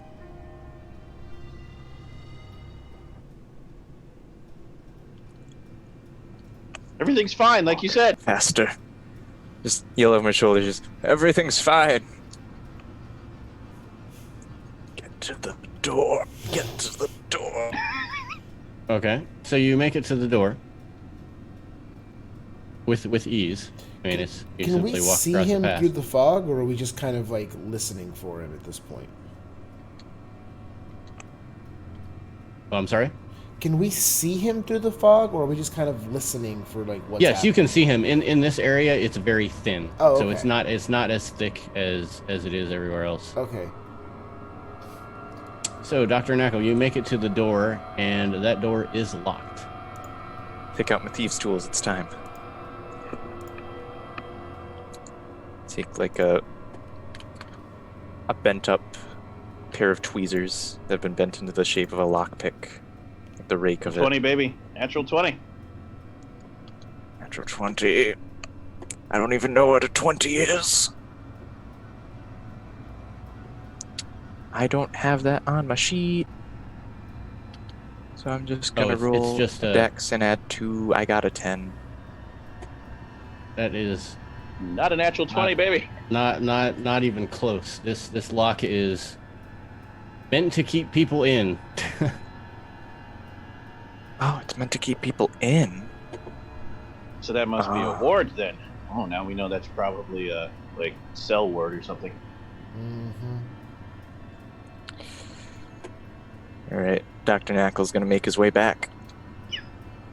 You're He's not almost staying out here. here for longer. You're almost. Whoa, mother of God, what's that? As you're walking back, this little big old poof of wiggly, riling, winged worms starts coming out of the ground. Gross. Fascinating. Starts moving towards you. Doctor, maybe Hurry, you should doctor, get we're back. rooting for you. Shuts door. Hurry. Just kidding. Just real quick, do these count as like a horde of very small creatures, or is it one creature? Yes, this is a swarm.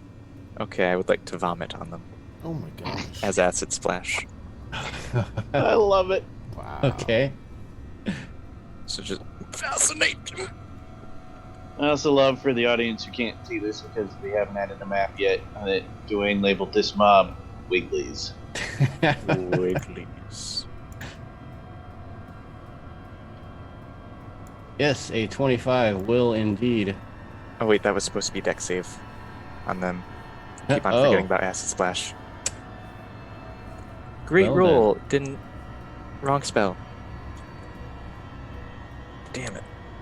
They roll a 7. Okay. Wonderful.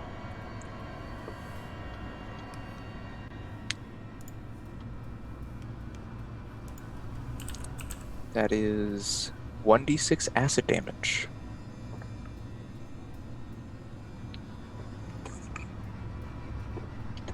Roll me some damage. Yes, some damage.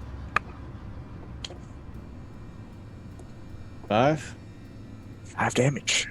So Dr. Knackle's just there going, oh, that's fascinating. All right. That's how you know Dr. Knackle's excited. Takes 5 damage. After the splash, and you see that maybe a quarter of these little wiggly winged worms just disintegrate onto the ground. The rest of them take flight and continue to move towards you. Some of them landing on your arms and shoulder and start moving towards your orifices. And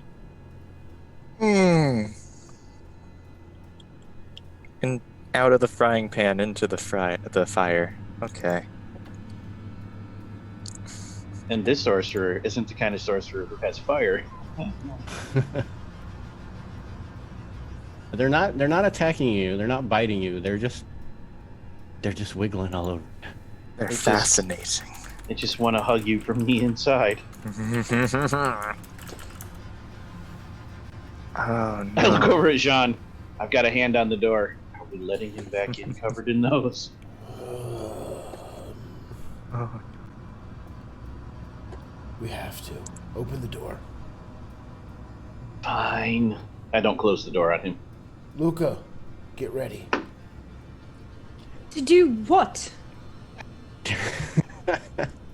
Toss him in the bath? We left the bath behind. To talk some sense into the bugs. Dr. Knackle's gonna walk another 15 feet and then proceed to vomit on himself Oh no. On to yourself. try and get the wiggles. Yes. I'm aware it would hit me, probably. Yes, I'm liking this. Yes. But if it gets the wigglies and they don't get in my ears and everything, that's a benefit. All right. So I'll make the dex first, and they rolled an 8. I have to do this at disadvantage. I got a 13. I don't think Didn't save against yourself.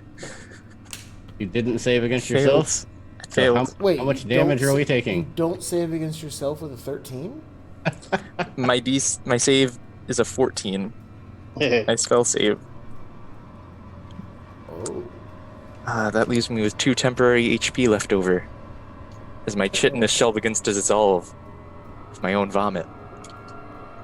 I'm just screaming as the wigglies are crawling all over me. Out of character, is that like if you were wearing a spacesuit and you puked on the inside of your spacesuit? Is that like Yeah. what that's like? Blah. Awesome. So not only are you dissolving yourself and your shell, you can't see out your shell because you got puke all over the front of it. I think it's more like...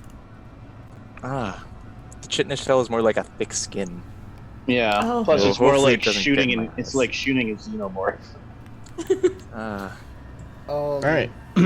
So you took out another good chunk of the horde. At this point, can I reach out? Like, can I take an action? Can I reach out, grab Knuckle, and like yank him back in the rest of the way, and the three of us just kind of quote Like, put stomp the him while he's down? stomp I was him gonna say, until the bugs like, are gone. look at Knuckle, pull out that beat stick, look at it. I can help. Yeah, like literally, like, can I just snatch him and then we just kick him until the bugs are gone? Yes. For your own gun. This is how this is going to go down. Since the remainder of the remainder of the worms have made it into at least one or two holes, Ooh. maybe an ear and a nostril. Mm, They are going to take an attack. Can I use Mage Hand to like pull them out of his nose and ear and whatnot? There's a lot of them. Like this is a swarm. This isn't plus, like you cannot do fine manipulation. Mage hand. You gotta have Now- superpowers for that. yeah. So just jam a mage finger up his nose, and then that's really all I can do. You could do it to block a hole if you wanted to. Just 2 fingers right up the nose. Okay, So now we're beating him and we're suffocating him. We're helping you, Doc. I will block the holes that there are no bugs in. How would Right. you do that with one hand? Stop you! Does a 14 hit you, Dr. Now, Knuckle? this is the question. Does my armor apply? Because my armor's outside my body. No, it does not. Would They're my inside your chitinous body. shell work here? Yes, that is part of your body. Okay, So that's whatever- good for reference later. It still hits. Beats a Okay. 12. Duh. I just want to get it down for reference. Unless my dexterity works here, then it's a 14 armor class. No, not your But I can't dexterity. dodge Yeah, what's you can't, inside you of can't me. dodge Yeah, it's- inside your body. Hmm. Oh wow, that was sad. Oh no. So There's a it's- mage hand over his mouth and nose. There's a mage hand over his butt. We're kicking him and beating him with a stick, and we're like, "We're saving you." This is what's happening right now. Also, Dr. Knuckle. one of the items I'm specifically given in with my background is the leather strap. Another strap. Yeah, so that is You're just that is what I'm beating him with. Since the other, and I'll just let him know the other option's the sword, and then I'll just start Smacking me with a leather wailing strap. on him with this leather strap. Winter's All right. behind us. We haven't noticed. She's just slowly and quietly backing away. So the Wigglies take a bite out of the soft innards of Dr. Knuckle, and you take another 5 piercing. Oh, Ah, that's a lot. There goes the rest of my temporary HP. Alright. But with your guys' flogging and self-sacrificial beating, you are able to squish and or remove the rest of the Wigglies from Dr. Knuckle. Keep slapping him for like 30 seconds after the last one's gone. Oh. Now, can I keep one of them?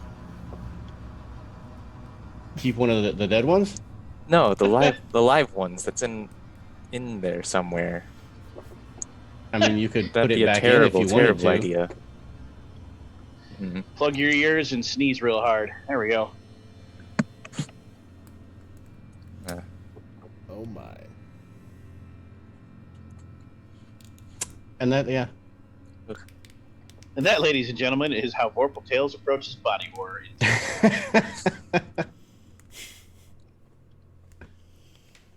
with a gentle caressing of the innards. But yeah, So, looks yes. at Rested Party. So don't go outside, it's full of worms. The fog is full of worms, that is not what we believe. Noted. Oh, it wasn't the fog, it was the dirt. The dirt was full of worms. I don't know if that's better. We must be wary of the dirt. Stay I out look of at the you. fog, stay out of the dirt. I look at you, I look around. I'm going north. And I go north. Agreed. All right, now, like I said, there are two ways to the well. Technically, there's three, but one of them is blocked off by rubble. There's the double doors over where Lord Casimir is at, and then there is a single door over where I am clicking. Yes. If you yell at Lord Casimir that you prefer the single door, I will go there. I'm just going to the big one. No, you can go to the big one. It's fine. No, I'm telling the party if they want to go a different way. I am not the boss of you. If you would like to go east, we can. Yes, there's a single door right there, and then the double doors where Casimir is at. I hear no major dissent, so I guess we go to the big doors. Yeah. Big doors. Really, Luke is just following the people who are more shieldy than he is. I'm going to try to take a listen first. I know the doors are closed, but it can't hurt to try. Sure. Perception, I assume? Yes.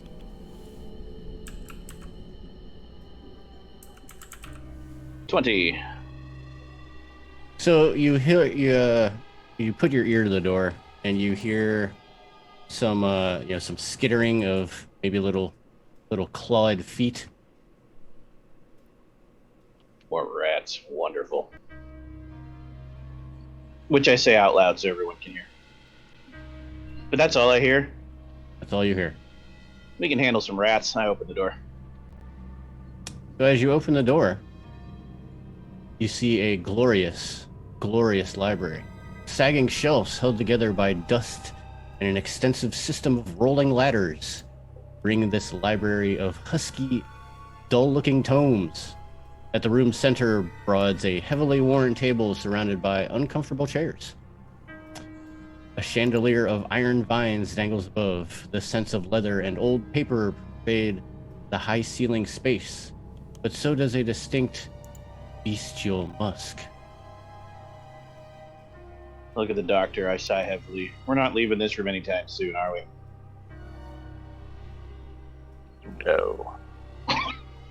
For the viewers at home and anyone who has never played this before, this library is an entity in itself. Fascinating. Well, because my player doesn't know that, I walk in. Yeah. Knuckle Same. comes right on behind, looking at the books, just going like, wonderful trove of knowledge. Nothing happens. It's just if the library were alive. Pause with knowledge.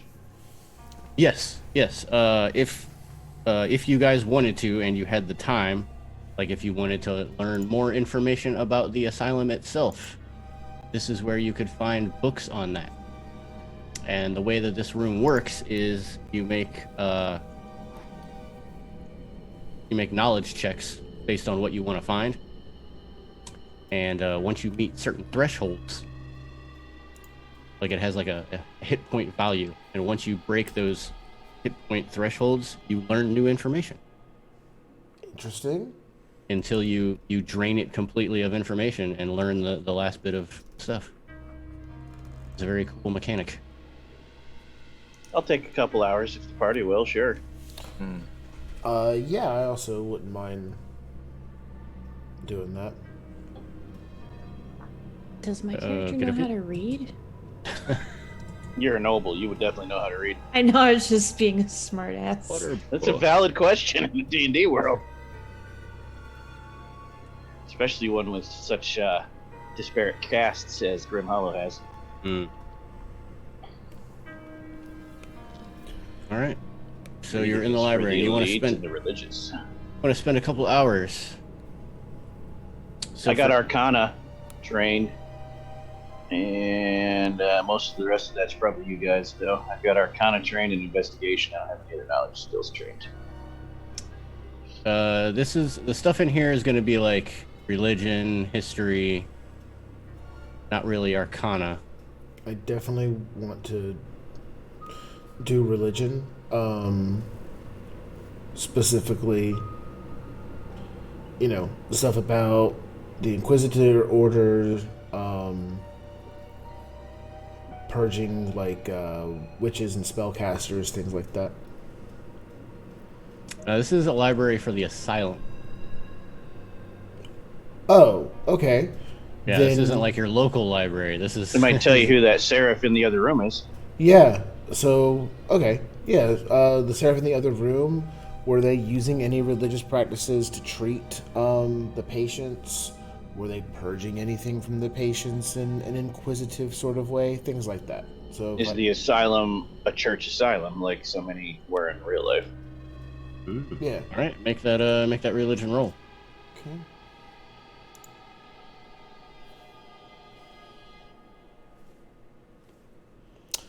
$21. Nice. That is 6 over the DC, which means you knock 6 points off of its HP. Okay. I will help, because why not? And if we can roll untrained, I mean. Yes, you can roll untrained, totally. Because you're looking for books. I'm not helpful. I will also try history though to get that going. All right. 19 on the history. 22. That's On which one? He rolled on religion as well. Okay. that's 4 over the DC. I shall also attempt. I'm going to roll history and. Can I roll Arcana? Religion's the other one. Yeah, Oh. religion and history are really the only things you're gonna get out of here. Oh, Okay. awesome. Okay, so 6, 7, 13. Rolled a 23 on that history. All right, So so you guys not gonna 19 sing and a that. 23 on the history. Okay. 15 on Dealt religion. quite a bit over the DC. Holy shit. Yeah. So some of the Yeah. stuff that you guys are able to learn. So, Briarstone Asylum, it was founded in an arbitrary year because I don't have a year assigned to my campaign. With the support of Count Hasterton Lowles the First. Fancy. Who's note taking this? The asylum devotes itself to the treatment of patients with mental diseases and those in need of psychiatrical care.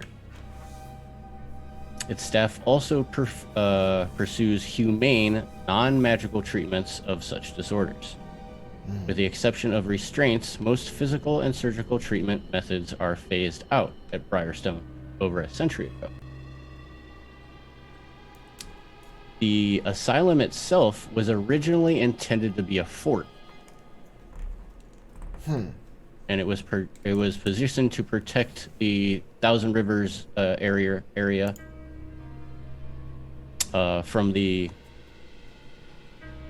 dark creatures that lived in the south. The construction began yada yada year and was plagued by accidents, culminating in the death of its overseer. Construction on the fort was halted, and rumors spread that the asylum was haunted. To expunge the taint of They were right. of urban legends, Count Lowles I convinced the church to perform a successful exorcism on the site. Which one? Do we know? It actually doesn't say. Okay. Insert serif here. Got it. Insert important church here. The guy who ran it was a count. Does that trigger any memory for myself or the other noble in the party? You personally have heard of this. You do remember hearing of this count. Whether Me you, personally? All of us personally? You specifically, Me. Okay. because of your countiness. You have heard of him. You don't believe that you have had any direct dealings with him, obviously because he had lived Many leagues from where I'm Yeah. from, yeah. I still share this with the party, though, that he is a known nobleman in circles outside of this country. but his line does still prevail. Okay. When we get out of here, we're going to go tell them they really need to take better care of their asylum. We have some complaints to lodge. Anything else? Yes. There was said to be a witch in the area.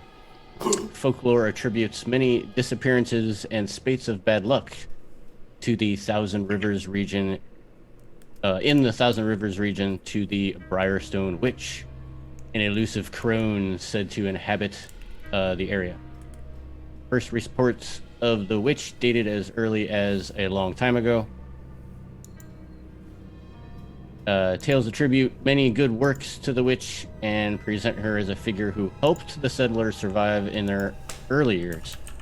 But some tales refer to the witch's servant, called the Tatterman. The Tatterman is the witch's servant? Correct. Okay. That doesn't sound ominous at all. Nope. Recall something about the thing that murdered us being described as tattered in its clothing in our nightmare. Yes. That specific word was used.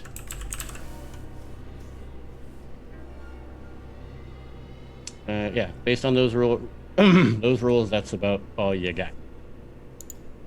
Which is a good chunk of history and knowledge.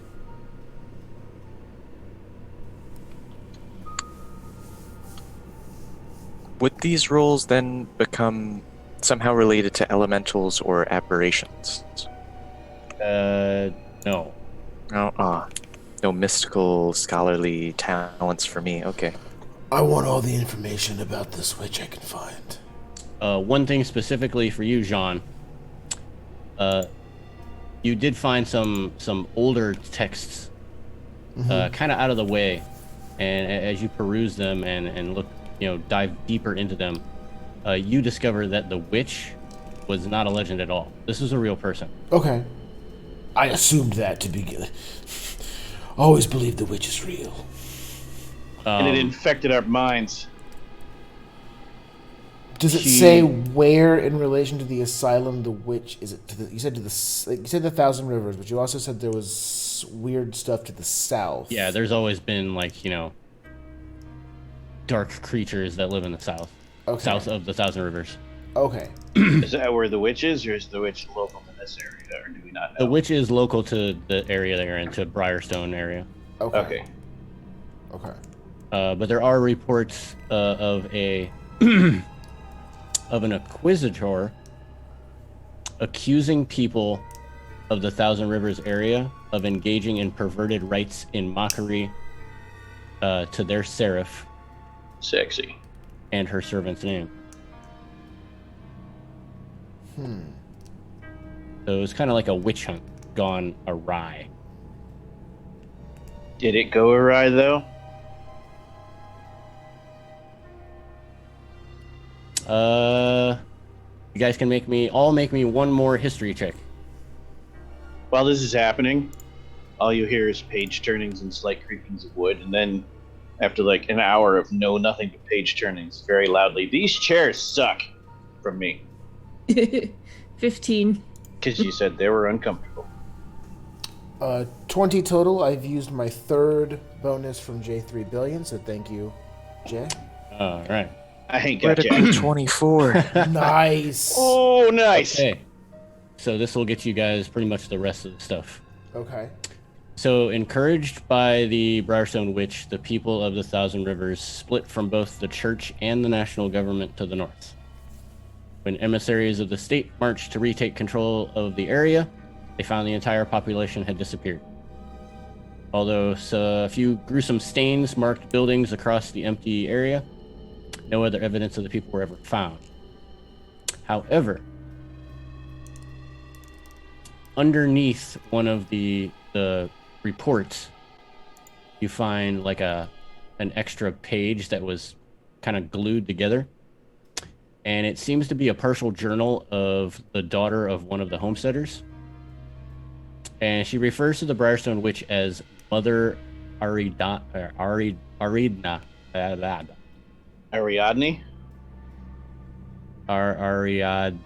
Like Ariadna. this? Can you paste the name in the chat? Is it like that? No. But it's really close to that. Hey, what are you doing?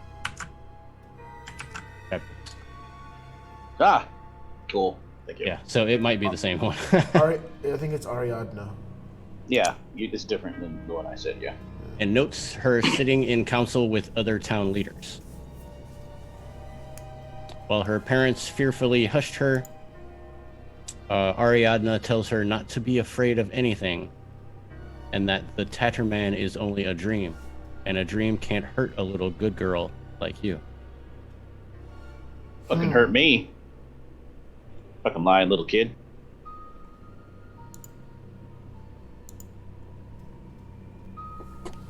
Cut my ass in half. Who has the Well, lowest? Who has the lowest AC in the party? Definitely not me. I have a 17. Guessing it's me. Let me. I have 13. You have a 13. It was nice knowing you. Ah! What's your dex? My dex is Oh, a yeah. 17. It's because they only have leather armor. They only have base leather armor still. They don't have studded yet, because that's how bards roll with their kits. Mm-hmm.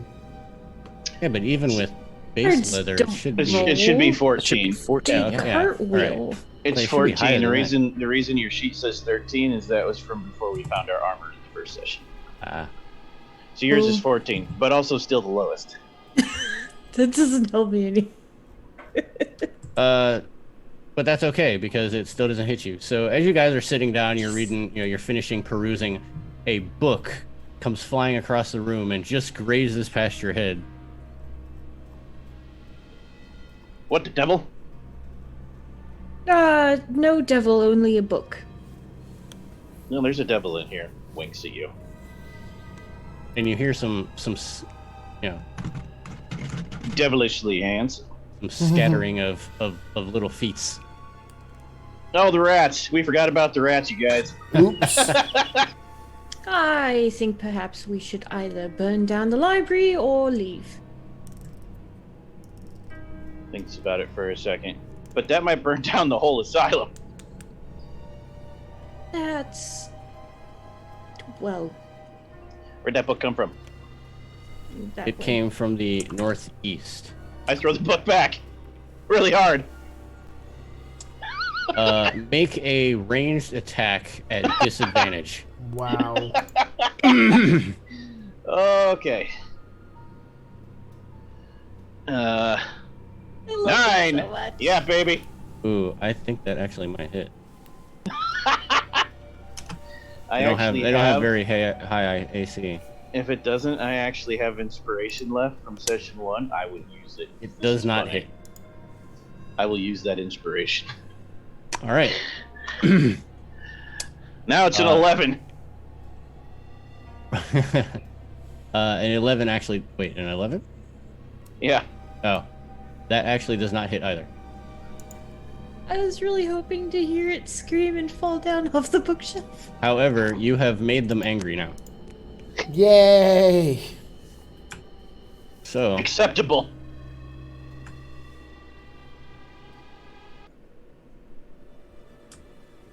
Cue up the rat fighting music. cue up the rat fight music,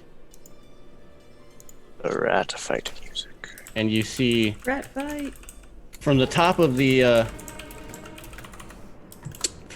bookshelves, you see these, small rat bodies, but they've got human faces, and they look at you very,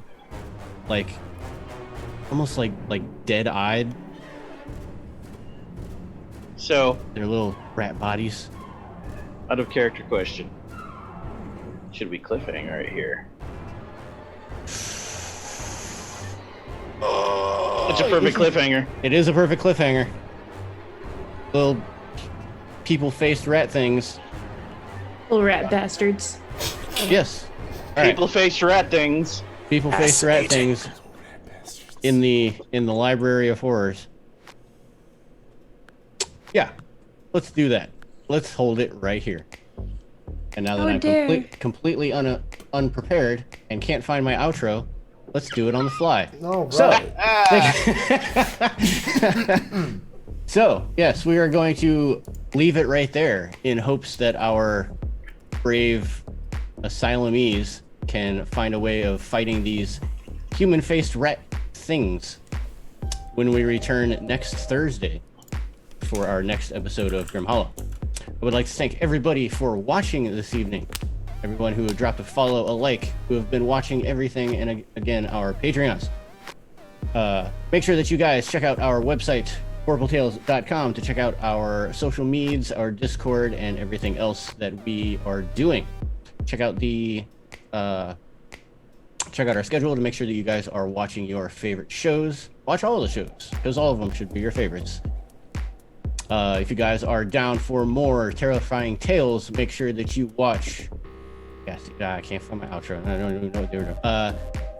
Saturday is Deviant. That is considered a terrifying tale, I do believe. Yeah.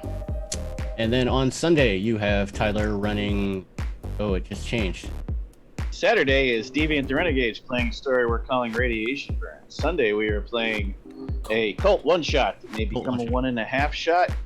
Divided we run. And then after cult, we're starting book 1 of our Mage the Ascension 20th Anniversary Chronicle, a Mythos horror story, White Walls. Then our other terrifying tale is on Tuesdays, where we are playing Masks of the Mythos, the Kickstarter from Onyx Path. If you guys are interested in awesome adventures, make sure you guys check out Cyberpunk on Mondays, Infinity, run by Space Lord PJs, on Wednesdays, and Scarredlands, Titan's Lament, on Fridays. God, can't get my days. Players, please let everyone know who you are, where you could be found, and when they can next see you. I am Eldritch Echoes Online. I have been playing Casimir, our rogue psionicist. Next, I will be running Session 1, now that we did Session 0 character creation last week, of Radiation Burns and Deviant the Renegades on Saturday at 10 o'clock Eastern Time. Hey everybody, I have enjoyed playing Luca the stuck-up bard, and I can be found all over the internet as Changeling Ever, because I am the Ever. Forever. You can find me next playing tomorrow's game of Scarredlands. Hello, everybody. I am Steve. You can find me online at or as Voodoo Arcade, pretty much everywhere. And I will also be here tomorrow night for Patty's Scarredland Awesomeness. I've been Dr. Knackle, otherwise known as Kisama. You can find me on Twitter, and I'll be here next week for another session of a grim dark adventure here in Grim Hollow. And I am Dwayne, your humble DM for this evening. You guys can find me on the internet at Maid of Kimchi. And the next time you will see me will be tomorrow, playing with Petty Shakes in Scarredlands. Now for, as Tyler so eloquently puts it all the time, our ride or die viewers. It is time to do votes. Votes for players. Between players is good for advantage. And if you, as the viewer, God, I don't have my intro, I can't talk.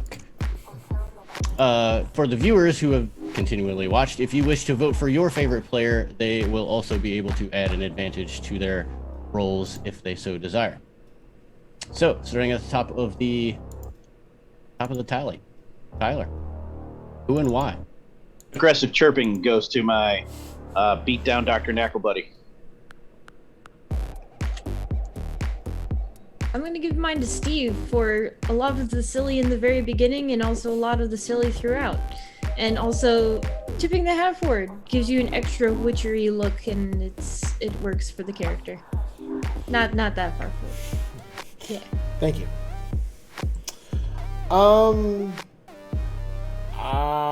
I think I'm gonna give mine.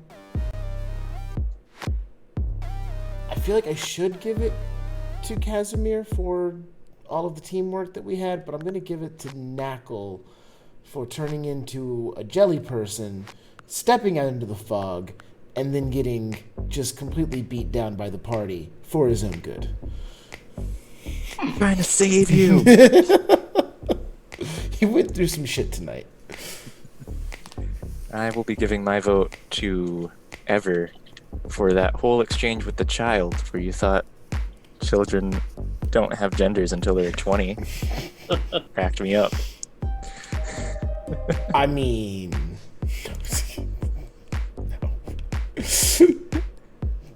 Beautiful. Thank you for being awesome to each other. Sure, that's what it is. Yes. Again, I'd like to thank everybody for watching, and I don't even know what I'm saying anymore. I'm hot in this thing.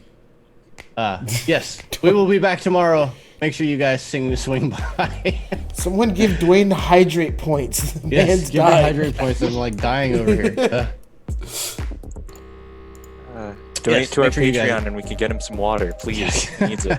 Make sure you guys swing in tomorrow and watch Scarlands. We hope to see you there.